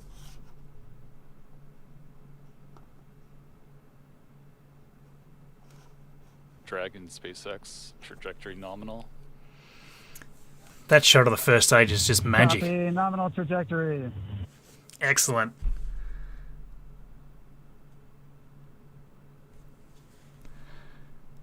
Wow. Good views of both the first and second stage from the onboard cameras. The flashes you're seeing there are those cold gas thrusters. They're sending out big jets. The tracking station has acquired the second stage telemetry signal. Meanwhile, the first stage has reached apogee and it's now beginning to descend from a height. It's currently about 167 kilometers up, and in a few minutes we will get the entry burn of the second stage, of the first stage. Awesome. That is such a great shot. I should have really put 2 and 2 together and realised that we were going to be launching into the sunlight like that, but I just hadn't quite figured that out in my mind until I just saw it. It's such an awesome shot when we see these particular missions that take that view. Copy, nominal trajectory. Yes. Right on cue, those check-ins on the second stage performance. Once a minute, everything's looking good on that second stage. Propulsion is nominal.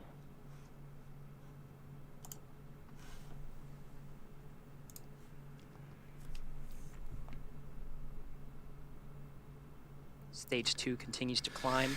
The vehicle now exceeding 8,000 miles an hour at an altitude of about 124 miles. Can see that beautiful curve of the Earth there with the sunrise. So it's about 1 minute from now, we will begin the entry burn of the first stage.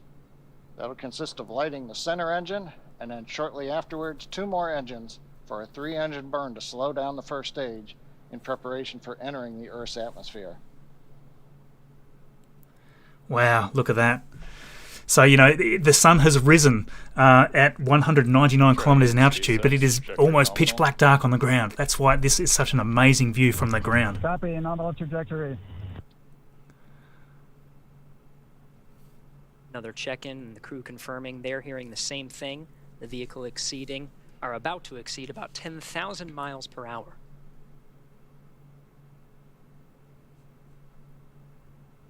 Meanwhile, first stage down at 90 kilometers, getting ready to relight 3 engines for the entry burn. Wow. So we'll see some pretty energetic stuff going on here with the grid fins just after engine cutoff here. Beautiful views there of the engine. Got the center engine ignition, and there come the 2 side engines. Now this entry burn will last about 29 seconds. It's going to significantly slow down the vehicle in preparation for hitting the denser part of the Earth's atmosphere. We're not actually getting the secondary gauges in this launch, sadly. We only get the Crew 2, the Stage 2, velocity. 3 Merlin engines are burning for the re-entry burn. Below 35 kilometers, continuing to look good on the first stage, heading to the Atlantic Ocean for a landing on the drone ship. while second stage is less than a minute away from cutoff. It's interesting that we have still got a view of the booster there. Normally we would have lost that by now, I would have thought. In terminal guidance. The profile for this is a little different though, so that's probably why.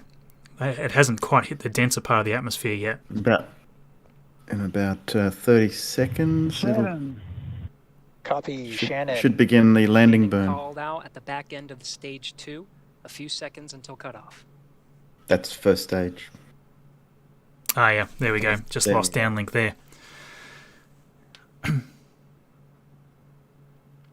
MVAC shutdown.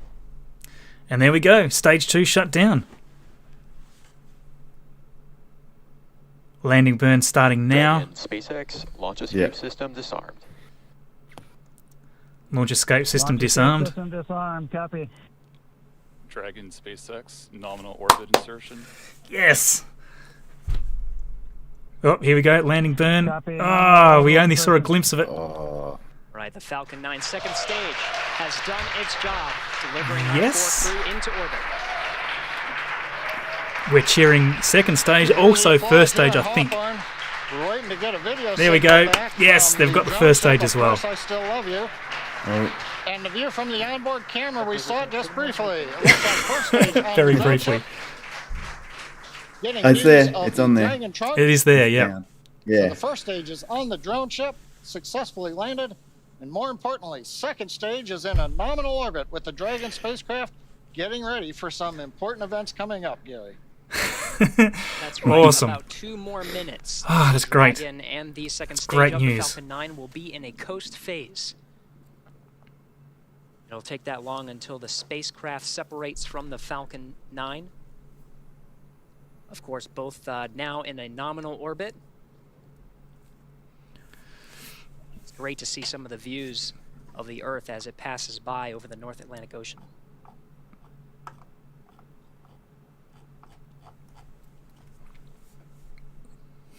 Oh, thanks for the super chat there.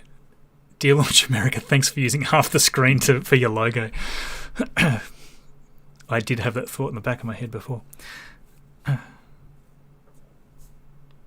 Wow. Well, look, that was fantastic. Obviously, we're going Shots of the crew in orbit. to be waiting to. Looking for that 0G indicator. Can't seem to see it in this shot, but we have a minute to go up until we have spacecraft separation. So the 0G indicator. Dragon traveling at nearly 17,000 miles. So some people per hour. don't probably realise that. So we're about a minute or so before separation. About 40 seconds after that, the nose cone opens up, and for the duration of the rest of the mission, that nose cone stays open until 6 months from now, when it re-enters the Earth's atmosphere again, with safely back to Earth. Yeah, yeah. Less than 30 seconds until we have spacecraft separation. Okay. I love this separation shot. We'll just go to a light screen. Yeah, this is a relatively new shot. I think I only ever remember seeing this in the last Crew 1 mission. I've never seen this one before prior to that, but it's a great shot. Once we have successful separation.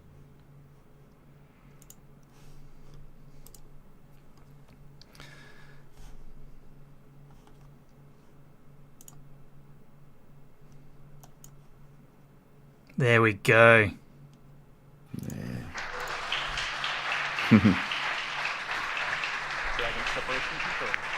It's the perfect time of day to get that shot. Yeah, look at that. Wishes you a great rest of your trip. Say hi to the crew's Dragon resilience from us and let them know your rocket is home safe. Thanks for flying our first flight proven crewed Falcon 9. See you airside, Crew 2. Thank you very much. We're great. It's glad to be back in space for all of us, and we'll send our regards to Crew 1 when we get there. Thanks. That's awesome. Woo! Well done.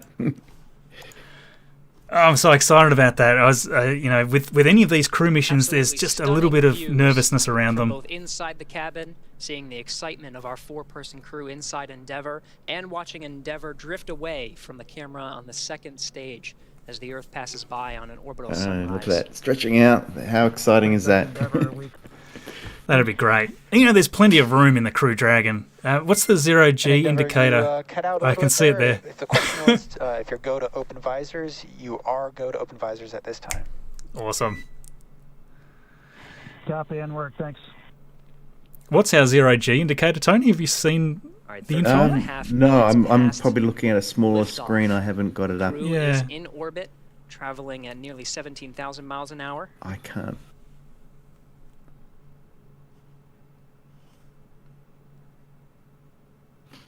Well, Gary, I don't know about you, but some sort of bird. Countdown. Everything sounded great, right on time. Actually, a little ahead of time. Nominal dehumidifier activation and service section Draco checkouts. Got a good orbit out of Falcon 9, and first stage landed on the drone ship. Well done, In the SpaceX sunlight and over NASA. The Atlantic Ocean with the Dragon spacecraft. All in all, a great day. I think we've got a penguin plush. Everybody's jealous of the crew in orbit right now, John. These views, even just from the cameras, are absolutely stunning. It was great to see our crew members get into orbit. They already performed successful checkouts of the 12 service section Dracos around Dragon. Yeah, so Next milestone will be the deployment of the nose cone. That'll be about Matt Holston is just asking. He's saying, I'm guessing the second stage burns up on re-entry. A few of you may not realise, but there's a kind of a graveyard below Australia where a lot of these rockets end up, where they what doesn't burn up, I guess, over the Indian Ocean ends up in the southern southern Indian Ocean, just below Australia. It's deemed the safest place for these rockets to be dumped because I guess there's not much shipping there, and yeah. It's been like that. I'm not sure if all rockets do that. I know that's been a very popular spot for American rockets. Yeah, no, I think that's fairly right. Obviously, that's if they are brought in at the correct. They have to intentionally deorbit these second stages, and they'll do just a very quick burn just to bring it down at the right time, so that it enters in the right area as it passes over the ocean there. Obviously, there are cases where there will be a failure and they can't actually do a deorbit burn, in which case it's just left to degrade naturally. And you can see them come, we saw an occasion of some debris re-entering the atmosphere the other week. So they don't always go to plan, and there can still be some danger in there. So it is important, obviously, for them to try to deorbit them successfully and on target. Last thing you want is the end of a Merlin landing on your house. As far as I'm aware, there is no plans for at this ever been any plans to try and recover the second stage. I think they deem it too expensive a process for what's involved in essentially just pretty much roughly an empty shell. One single Merlin. They did have ideas about that in the past, but I think they just decided to throw all their efforts into Starship at that stage. They had some ideas of, we've just got an announcement here. Let's... rendezvous phase until Dragon and his 4-person crew docks with the International Space Station. That'll be over the next 23 hours. We'll bring you through some of those major burns that are happening. But I am so jealous of Marie and the group over there over at the Kennedy Space Center. You actually got to see the launch and probably feel it as well. Marie, what was that like?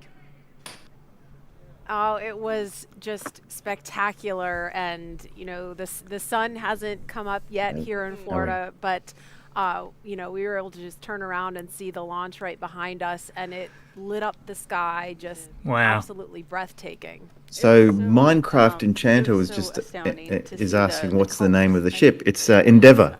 It's actually the same ship as. It keeps the same name, as far as I understand. They don't rename it after each mission, do they? But yes, it's same ship as Demo 2. Yeah. Oh, look, I'm incredibly envious of anybody like down here on the side, including Greg Scott, who was on here before. Obviously, it just must be such an amazing experience to see the Falcon 9 lift off like that, and it's something that I will get there to. We'll get there at some point. It may be Starship that I'm watching, Starship Boosters. We'll have to see, but I think watching something like Super Heavy, which will be by quite a margin the most powerful thing to ever be built and ever be launched, that is going to be something to see. And I definitely want to get over for one of those early launches if we can. We'll have to see if we can get a group flight, Tony. That's going to be something to see. I'm sure we'll have someone will be able to put us up for the night. Yeah, that's it. Now, as someone's saying, the space shuttle Endeavour. So the Endeavour has been used on a few different spacecraft. Certainly, it's the last. I think that's right. The last space shuttle was the Endeavour. Yeah. I'm sure someone will correct me if I'm wrong there. I think that's right. For us, that's a little bit of a special little nod there for us too, because the Endeavour, for few the audience that may not realise, that was the name of the ship that discovered Australia. So that's a sort of a special name in for us. Yeah. Captain Cook. Yeah, definitely. There's a lot of significance in so many of these things, and sometimes you wonder exactly where the names have come from. Obviously, just chatting now to the NASA administrator, and I must admit I haven't heard a lot from Steve here. Other commercial partners is critical, and our international partners. Let's boost this up for a sec. Could not do this without them. Very international mission with 2 U.S. astronauts, and one from ESA and one from JAXA, and obviously the ISS is the largest engineering international collaboration in the history of humankind, and it continues to amaze me how well we work together in doing all the research and technology on ISS. And I'm just so grateful for the NASA SpaceX team for their hard work and getting this third launch off, the Crew 2 launch, and looking forward to docking and hatch opening and the welcome ceremony. Absolutely. Also looking forward to Crew 1 return next Thursday on the 28th. Right. A lot of action still going on at the station right now. So, as you mentioned, the next big milestone for Crew 2 will be docking at the station. So, where are you going to be for that action? I'm actually going to stay here at Kennedy Space Center and follow the free flight up to docking, and then I'm going to participate in the welcoming ceremony with my counterparts from ESA, the Director General of ESA, and the President of JAXA, and welcome the Crew 2 astronauts to the ISS. Fantastic. Kennedy is the place to be right now, then, I guess. Do you have any final remarks that you want to share with us today? Hey, I'm just so proud of the team. I'm so proud of what this team has been able to accomplish over the past year, particularly. It's been especially challenging. Global pandemic and other challenges. Absolutely. And just the focus of the team to get these 3 crew launches off, as well as launch Perseverance, land Perseverance, first powered flight, 2 of them. Powered flight of a vehicle on another planet, first time generating oxygen from the atmosphere of Mars, and really looking forward to the core stage for SLS getting here and us moving forward to the first uncrewed test flight, Artemis 1 of SLS and Orion. So accomplished an incredible amount in this last year, and much more to accomplish in the year to come. Absolutely. Heck, we've accomplished a lot in a week. Right here at NASA. Yeah. Thank you so much, NASA Administrator Steve Jerzik, for joining us today. Now we're going to take it back to the KSC host desk. Thanks, Jasmine. Shane, Megan, Toma, and Aki are on course to arrive at the International Space Station around 5:10 a.m. Eastern Time tomorrow. And we're going to stay on the air for continuous live coverage along their entire ride to station, though our coverage here at Kennedy Space Center is concluding We're going to turn it over to the teams in Hawthorne and Houston to take us through the next phases That was of the amazing. Crew 2 mission, Yeah, all the yeah. way through hatch opening. And yeah, it never gets old. For the crew. I mean, these missions are still incredibly new. On YouTube, take a look at the description below the video. There you'll find the new link for the Crew 2 rendezvous and coast phase. Live coverage will continue at that new location shortly. And if you're watching on NASA TV, you won't miss a thing, and coverage will continue. Wow. That's right, and as you follow along, we invite you to tune into a post-launch news conference at 7:30 a.m. Eastern Time right here on NASA TV, where NASA and SpaceX will take questions live. In addition to NASA TV, you can always follow along on Twitter at NASA, at SpaceX, He's got a friend. and NASA.gov for mission updates. Huge thanks to all of our guests for joining us today, and thank all of you for getting up early on the East Coast and watching. Wasn't now a problem here are for us, highlights Tony. From the journey to orbit off the Earth for the Earth. We can see the astronauts are now working That with that is really just incredible.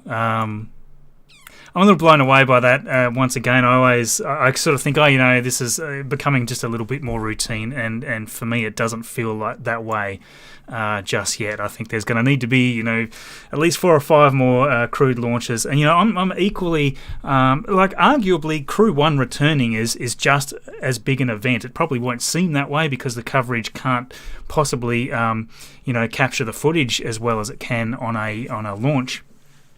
But obviously that's the most dangerous part of the mission. Re-entry is the most dangerous part of the mission. All through the launch and ascent, that could have aborted at any time, and the velocities are much, much lower, much less dangerous. If something happens coming back from orbit, that's extremely dangerous. So, on the parachute systems, all these systems that are required to work 100% for everybody to come home safely. So we'll certainly be watching Crew 1. May not be live streaming it, but we'll certainly be watching it very carefully. As we're seeing replays of Crew 2 there heading off to board, it's hard not to be a little emotional from it. Frankly, it's something that we've wanted to see for so long. Since 2011, we haven't. 2011 for me was such a disappointing time because we saw the shuttle, obviously have its last flight, and it had just been such a long time, such a long period of time between that and say Demo 2. And it's still for me very awesome to see these launches from the United States. I've had a couple of comments in the chat there about when's the first civilian mission. I'm trying to scroll up to see who sent it now, but I'm missing it. What about the first civilian mission? That is going to be extremely interesting. That is to be Inspiration 4. For those that haven't actually heard of the Inspiration 4 mission, that is going to be really epic. There's all sorts of great, there's going to be some great information to come of that. It's definitely going to be the most interesting crew vehicle launch that we're going to see, at least in the near future, because all these missions, and there's NASA just signing off there. So for anybody that wants to continue coverage, obviously NASA's going to be covering all that. But what I think is quite interesting is that the Inspiration 4 mission is a little bit unknown at this point. We don't actually know what orbits they're going to be in, how high those orbits are going to be, and that's that's just a little interesting to me. How that's going to how that's going to play out, and I just think from the point of view of that mission, I think it's just going to be quite interesting to see new information arise on that. So that's an all civilian crew too, isn't it? It is, yeah. You've got that's the one with is it Gerard Isaacman? I think he's the exactly billionaire right. that founder and CEO of Shift 4 Payments, I think. Yeah. And actually, going back to the model, Arne's model that he sent me here earlier, we're lucky enough to be able to demonstrate a little bit. So the Crew 2 mission that we see here has got this soft capture docking port. So this kind of comes out and attaches to the International Space Station, and then it all sort of seals off, pulls in, and that's how they dock. And then the crew obviously climb across this little door here, the hatch. With Inspiration 4, they're actually going to be replacing that with a dome. Very similar to that. So we can actually put a dome in here in this latest version of the model, and this is going to be a little like the cupola that we see on the International Space Station. People will be able to sort of come up here. The hatch will again open up like so, but there'll be a dome in there where they can just pop their heads out and have a good look around in space, check out the Earth in that wonderful view. That is something. It'll be. Yeah, that's going to be awesome. Transparent. Yeah, it's going to be transparent. Yeah, I mean, there's a little milky in this one, but yeah, it'll be fully transparent glass. And we saw a mock-up of that a few weeks ago. So yes, that's going to be a really interesting one to see, especially for some of those differences with Crew Dragon and that sort of thing. Just in case people don't realise too that that obviously means it won't be able to dock with the space station, and that the plan is for it. It isn't going to be docking with the space station. They're just orbiting the Earth several times. Is that right? That's exactly right. Yeah. Or spending a few days. I think they're spending. Yeah, I can't quite recall the length of time that they're going to be spending. It did say on the Inspiration 4 website. Let me just bring it up. My memory is failing me. Maybe someone in the chat will tell me. Thank you, Kylie, for the super chat there. Thanks for the live stream. It's great to be able to support Aussie members of Team Space. Thank you, Kylie. There's not enough of us in Australia, as far as I'm concerned. And people are always saying, you sort of do such a good job covering this from Australia. I always appreciate the support. And obviously there's subscriptions and things. Without the support of everybody that comes to join us here, we couldn't do what we do. Almost coming up to 300,000 subscribers now, which blows my mind. I can't even really comprehend that to any real degree. After a while, it can become a bit of a numbers game, and you just got to take a step back and look at the numbers and realise these are real people out there that love what we're doing, what we're presenting here. So thank you everybody for likes and shares and subscribes and that sort of thing. It blows my mind. I'll just bring up the Inspiration 4 on the other screen here. We've got old feeds going on. Okay, so yes, this is Inspiration 4. As we said earlier, the first all civilian mission to space, and it is going to be pretty epic. It's certainly a mission that is. It's definitely aimed at charitable people, and we've got several criteria here that the crew have been selected on: generosity, prosperity, leadership. Obviously, there with Jared Isaacman and Hope, and so we're going to see these 4 people board a Crew Dragon, a fully automated Crew Dragon, and take to space in some orbit that we're not 100% sure of yet, and that is going to be a pretty epic thing to see. There was a lot of support there for St Jude and this sort of thing. We saw lots of people apply to be one of the crew, I've got no doubt that the people that were selected are more than qualified for that role. I think it's just going to be amazing to see, and that's definitely one of the big milestones. I'm not sure the exact date that this is targeted for from a realistic point of view, but obviously there's so many milestones to go through already, including training. They've got to go through all these. Like we can see right here, they've completed the centrifuge training. Is the latest thing to have happened on the 12th, not that long ago. So there's as well as the selection of those individuals. It's I think humbling to to read the stories of each of these people. Whoops, went too far. It's inspirational to read the stories of these people and what they've done with their lives to warrant that. I hope they're a cancer survivor and had a lot to do with St Jude's Children's Hospital there, and it's hard not to see the incredibly beneficial role that all these people have played in their communities. So yes, we thank SpaceX and for providing the platform, Jared Isaacman for providing the opportunities, essentially funding this thing through a series of donation systems and whatnot. So it's really quite awesome. I don't know. Have you got any thoughts on Inspiration 4 that we haven't talked about before, Tony? What an exciting thing to be happening for the four of them. I guess the whole automated system. I guess that's to me that's a little scary. It's still like, I know he's the commander, but he's be trained as the commander of the mission. But certainly that's just almost in name only. I guess if they have any problems up there, it's all going to be handled from down on the ground. But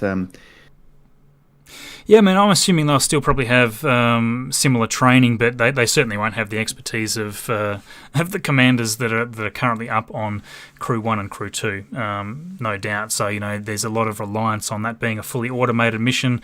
There's always risk in any of these things, as we know. But we've just got to hope. I just love that model there of Crew Dragon as well. Now, being an astronaut on board a Crew Dragon, I guess they'd be in the same circumstances with the current astronauts that have gone up now, even though they're highly trained and everything. If there was an issue with the spacecraft from the outside point of view, they can't leave the capsule anyway. They don't have vacuum spacesuits, so they're not able to actually do any repair work anyway if it was needed. But I guess they'd be able to dock with the space station. As far as I'm aware, I don't think that their spacesuits will handle a vacuum. Yeah, I did spot that question earlier, actually, and they're definitely more flight suits. They're not made for full vacuum. We see a lot of renders and things where people are sort of stepping out onto Mars and the Moon with these suits on. It's like, well, they would certainly be modified. They would certainly be bulkier and have extra layers to them. I'm certain of that. Couple of super chats there. What the puck? Hey Marcus, thanks so much for your live streams and weekly videos. They're awesome. Sending my support from Montreal, and I hope you get to 300k soon. I should do. Yeah, it's been interesting. It's been sort of strange watching the YouTube algorithm lately because we've had quite a cut of subs in for some reason. I think maybe YouTube's doing a bit of a cleanup, so we haven't gotten quite there as soon as I thought that we would, but we are heading there quite quickly. Ava Skip, thank you all for your great content that you bring us. No problem at all. Thank you everybody here for watching is the most important thing. I can't do what we do here without everybody. No way. Thank you, Ben Jackson, by the way, for that super chat. Oh, wow. Thank you, Ben. Shadow Jack as well. I love your streams. Thank you. Oh, wow. You guys are so generous tonight. It's awesome of you. There were a couple of questions earlier in regards to the toilet and how there is actually I do these graphics and I did a recent cutaway of the Crew Dragon. Now I didn't add where the toilet is. There is a toilet apparently that's on just near the hatch above the front hatch, and they are able to put a curtain up and everything, so they're able to use it's quite equipped. So they're in that. You can imagine they're in that capsule for at least 24 hours, but they can be in there for up to 3 or 4 days, as far as I'm aware. Yeah. That's exactly right. It's obviously not the ideal scenario to be in there for that location. One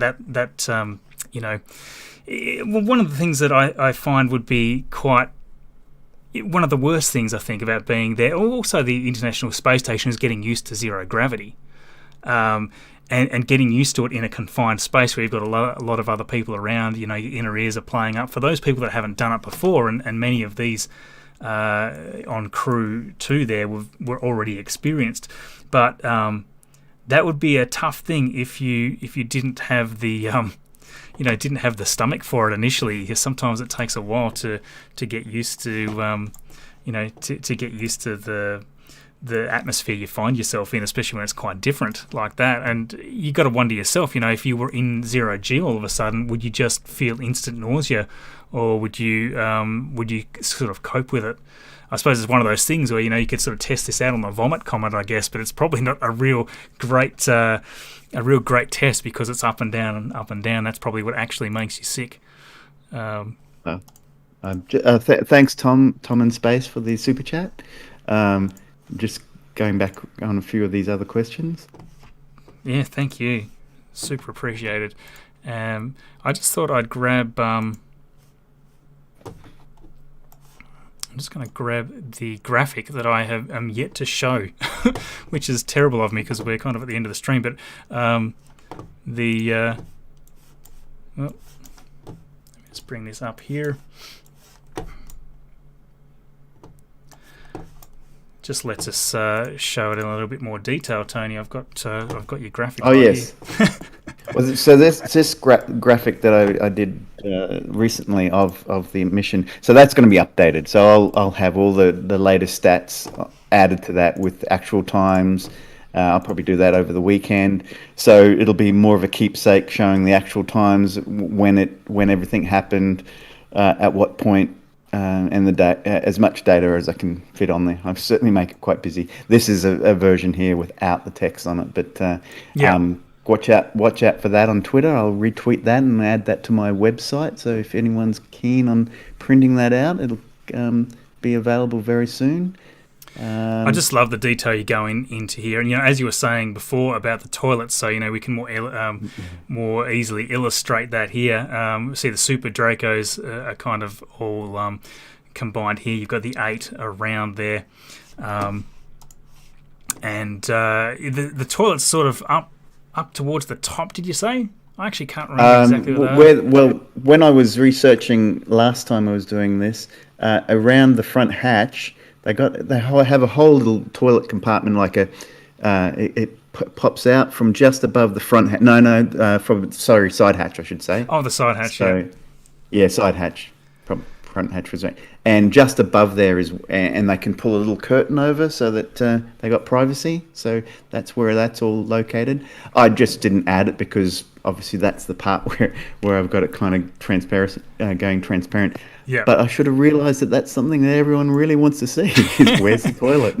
Yeah. I mean, let's face it. It's a capsule that's much bigger than previous ones, much bigger than the Soyuz, all that sort of thing. But it's still there's 4 people in there. It's still cramped. It still would not be the best, the best experience trying to use the restroom.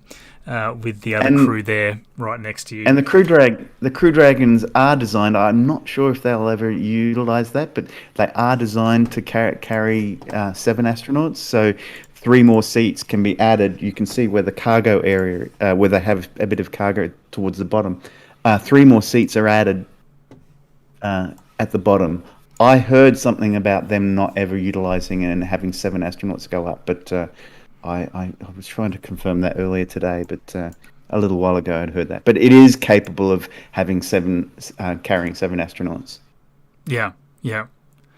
Obviously, the seats aren't in there at the moment. But. Yeah. I mean, that would be pretty epic to see. I guess when you've got that many people on board, you want that mission to the station to be as fast as possible. And I suspect over time, we've seen Soyuz actually launch and dock with the space station quite rapidly. I can't remember what the record is off the top of my head, but it's a lot faster than 24 hours. They're on a different. I think they're up in less than 3 hours. So it's around the 3 hour mark, but it's a very quick. And it might be their latitude or their positioning. It's just a different system. Yeah. Which would be a wonderful thing to be able to do with Crew Dragon at some point as well. As soon as there's enough missions and everybody's confident enough with the platform to actually do these more aggressive intercepts with the station, I think that would be a really cool thing to see. But yeah, look, I mean, for everybody that isn't already following Tony, you know, you've got the link there. Thank you, Another Space Nut, for sticking that straight in there on Twitter. Make sure that you're following Tony there on Twitter, because there's going to be some you know, some new versions of this coming up here very soon. And I got SN15 coming up. Yep. There'll be a good graphic on that. We're quite happy in a way that SN15 didn't fly this week, because you know, that would have interrupted the feed here, would have made the weekend video a little more tricky to get out in time. So yes, sometimes delays are good, such as this one. It would have been hard to fit both of these things in, and yeah. Although saying that, it does look like on the Starship they've had a couple of small issues this week with the Raptors. They've had to take them back. And whatnot. Oh, wow, Sam, thank you so much for the super chat. Thanks, Sam. Keep up the great work. Still can't wait to organise a trip to the US post-COVID. Absolutely, we want to do that. Wow, thank you. There was a potential this week, so we were certainly going to do SN15. This was a first for us to try to see what it'd be like doing a Crew Dragon launch. But there was a potential that we were going to be doing a double up and doing a double live feed. That could have happened, and I thought SpaceX may have gone that route and maybe gone, hey, let's show them, and let's show that this can be done, and we'll have the double launch. But anyway, I'm glad it didn't turn out that way, and I'm can keep working on my graphic for SM15. Yeah. Oh, that's exactly right.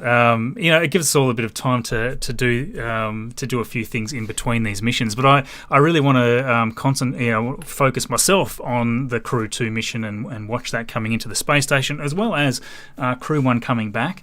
That to me is, like I said before, it's not quite the media event that a launch is, but it's certainly as significant, perhaps even more significant, because that's the completion of the mission and the most dangerous part of the mission. What's he got here? Yeah, hey, go Crew 2. Mark Arnott, I'm amazed my chats are readable. Not sure what that means. Yeah, Thomas Face, love how you incorporated and visualized the Super Dracos, Tony. And that's true. Like, you spend so much effort making these little intricate parts of those graphics. It's a super amazing art form. I've got no artistic ability even remotely close to what you've got there, and it's always a real treat to see all the graphics there. I'm just going to see if I can find one of your more recent ones, Tony, from the Starship. So people do ask, you know, these graphics that I do, and I've always done these type of graphics for at least more than 20 years, and more concentrating lately on just space graphics. But the thing is with these, they're so much fun to do, and often people have said to me, wow, it's great to see these kind of graphics come back again. I didn't actually know they'd disappeared. I just always thought the infographics were always out there, and they are, but they just take different forms. My big inspiration part was,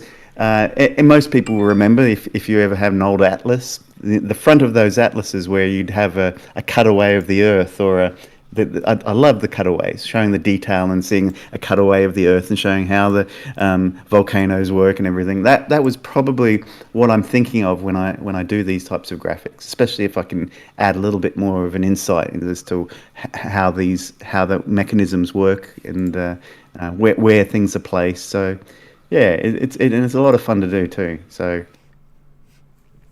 Yeah. Oh, look, I'll bet. And, you know, when you've got such a talent for it, you know, it's not hard to see why you've got such, such a large amount of motivation for doing what you do. I've just put on a quick replay here as we're sort of wrapping this up, Tony, of the launch. So for anybody that happens to be joining now, this has all already happened. It's just here as we're sort of talking in the background.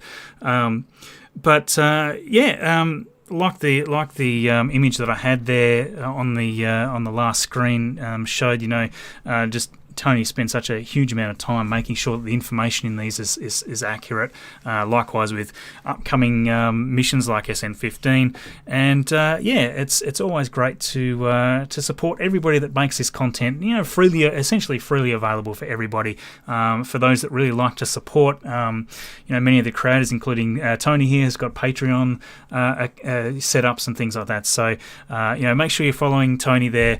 The link is it's been in the chat. It's just a little further up there now, and on screen as well there. And we're probably right to, I guess, wrap up a little bit, Tony, at this point. I think that's kind of the end of the excitement for the night. Thank you for joining us, mate. Well, this is certainly a better live stream than the last live stream we did. Oh, that's for sure. Yeah, SN11 we were just looking at a milky mess. I don't even know. There was hardly anything to say there. I think we spent in that 2-hour live stream. I think we probably spent a good 10 minutes of that time saying, "What's the deal with the fog?" Yeah. Why are they launching in fog? I don't know how many times we said that, but I'm over it. Let's go. I mean, most people just they sort of joined in and like, well, they're not going to launch anytime soon. Look at this mess, and they just signed straight off. So we didn't even really have anybody much following. Certainly nowhere near what we did for SN10. And that was sort of it. And all of a sudden it launched, and we're like, what? They actually launched this thing? And all we could see was a slight glow as it exploded, and some bits and pieces of a starship falling down all over the place. So it wasn't a very exciting one. Let's hope that SN15 is much more exciting. We're hoping to live stream that for everyone next week.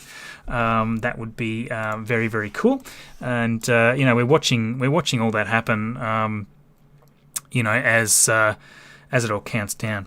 How many? Let's just do a quick check here.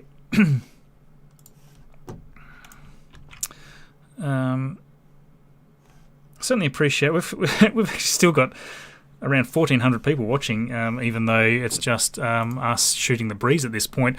But look, I super appreciate everybody coming along here and watching this. It's been awesome hanging out with you. It's something I don't get enough chance to do. Seeing though there's 1,400 of you there still out there, I'll do the same thing I did last time when we did the feed. Was I just as your last little message, just let us know where you're from, and I'll take a note of that and put a little map together, and just so you can kind of little souvenir of the moment, so you can print that out maybe, and just where were you when Crew 2 launched successfully towards the ISS? And I'll put that map together sometime early next week, and I'll repost it. Marcus will point it out too, and I'll bring it up on Twitter, screen again, just so that we all know what we're talking about. Because it's a little bit of an effort to go through and update this, obviously. So let's see, where is everybody from? We'll do that quick call out. We know to go back through this history here in the chat and actually map this out on screen. And why am I not finding the control I want? Here we go. Let's bring that up. So that's the current version. This was from SN11's flight. We put this together, and there we go. We can see a bunch. So obviously, if it's already marked, then that's already great. But there'll be a lot of occasions, obviously, where it hasn't been marked. So maybe we'll keep adding to this every time we do this call out. We'll add like an extra 20 spots or something, to the point where we get, after 10 more live streams, the entire map is just filled with spots from everywhere. Yeah, that's right. So we've got Victoria, Geelong, Detroit, Texas, Brisbane, Scotland, Poland, from Mars. J.R. Moore from Mars. Nice one, man. You've got instant light speed communication there too, which is awesome. From a fellow Tasmanian, hey there. Texas again, Isle of Wight, UK.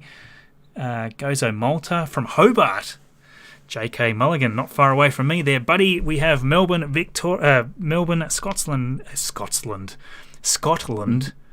Norway, Lithuania, California, USA. And oh wow, look, they're still going. I'm going to stop reading them. Thank you all for posting that. We will actually go through these and have a bit of a tinker with the map. From Josh. So, Marcus, just saw some flashing lights right before and during the launch of the Crew 2. Checked flight radar 24 and no planes nearby. What's your theory? They moved in a football shape. That's obviously UFOs, Josh. Obviously UFOs. No questions asked. No, I'm sure there's explanations for whatever it was. Corey, your mum's house. Rude. He's Ohio, Switzerland, Chicago. Look at that. New Zealand. We need some more spots around New Zealand. Yeah, welcome across the ditch. Yeah. See, I would very much like to travel around New Zealand just a little more, and like I said earlier, I'd really like to do a trip there fairly soon. So yes, anyway, I'll stop waffling on. I feel like at this point we're just shooting the breeze. But I just wanted to point out just before we go how amazing. I really want to see photos. Has anyone seen great photos of the launch on Twitter? Because I might actually, not that anyone can actually send any links, but even if you told us the account, has anybody? Let's have a quick look at my Discord. Certainly make sure you go and see Greg Scott, and because you're guaranteed of some great photos there. Yeah, He normally posts. He'll post within the next few hours, so there should be something up, if not already, up on Twitter. Check him out on Twitter, and yeah, definitely. I'm just going to sort of scroll around just a little to see if anybody in my feed's posting some amazing images, because quite often they'll come up very quickly. Again, I don't like showing high quality images from people, especially without permission. But I think in the context of a tweet, it's always sort of acceptable because we're promoting that Twitter account. So one that I will show here that's quite a nice shot. Let me see if I can bring it up so that it's got the tweet next to it. There we go. There we go. That's a really nice shot just as we sign off for the day. Let me bring that up here. One of the first ones I saw on my Twitter feed there by Richard Angle. Wow. If you're not following Richard Angle, does awesome shots there for Teslarati. Obviously, we don't have specific rights or anything for these images, so go give Richard a follow. That's a great image, and of course congratulate him on such a brilliant image, because you can see there, and the reason why I was sort of saying through the live stream that it was quite a significant one for photographers on the ground is because as it got up further out of the atmosphere, as soon as we saw the sun hit the side of the booster, it's like, oh wow, these shots are going to be great, because it was a clear day. And you can sort of see the plumes and everything coming through here. You can see all these plumes. This would have been things like cold gas thrusters and whatnot. And I believe this would be the stage 1, I would think, perhaps coming back. It's a little hard to say. I'm assuming it's about a 9-minute exposure to get from launch to if that's heading back to. Of course, I still love you, the drone jet. Yeah, look, I may be wrong in what I was saying there. It might be stage 2 right across. It's a little hard to say because there's constant activity there. Yeah. Anyway, but beautiful shot, and there's going to be many more to come. Keep your eye on Twitter for all of these. As our American friend would say, Twitter. Yes, I think you'll find that there's going to be a lot of really interesting things to see there. But yes, thank you everybody for joining, and thank you Tony for again supporting me here on the live stream. It's always, I think, much more engaging having a bit of to and fro with some of these discussions, and it's awesome to have all of you guys watching, even still after all this time, even after the stream has ended.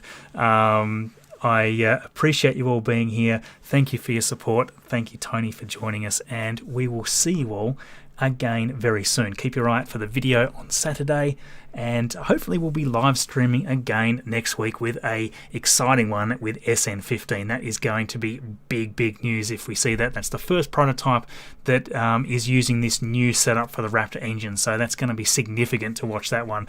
So yes, do tune in there, and yes, I'll let you say a quick goodbye, Tony, and we'll close this off. Well, I'll say goodbye by saying thank you, Marcus, for being a wonderful host and welcoming all of us to your house. Oh, shucks. Thanks, man. Awesome having you all here. See you later, guys. We will be back again very soon. Have a good morning. Good night.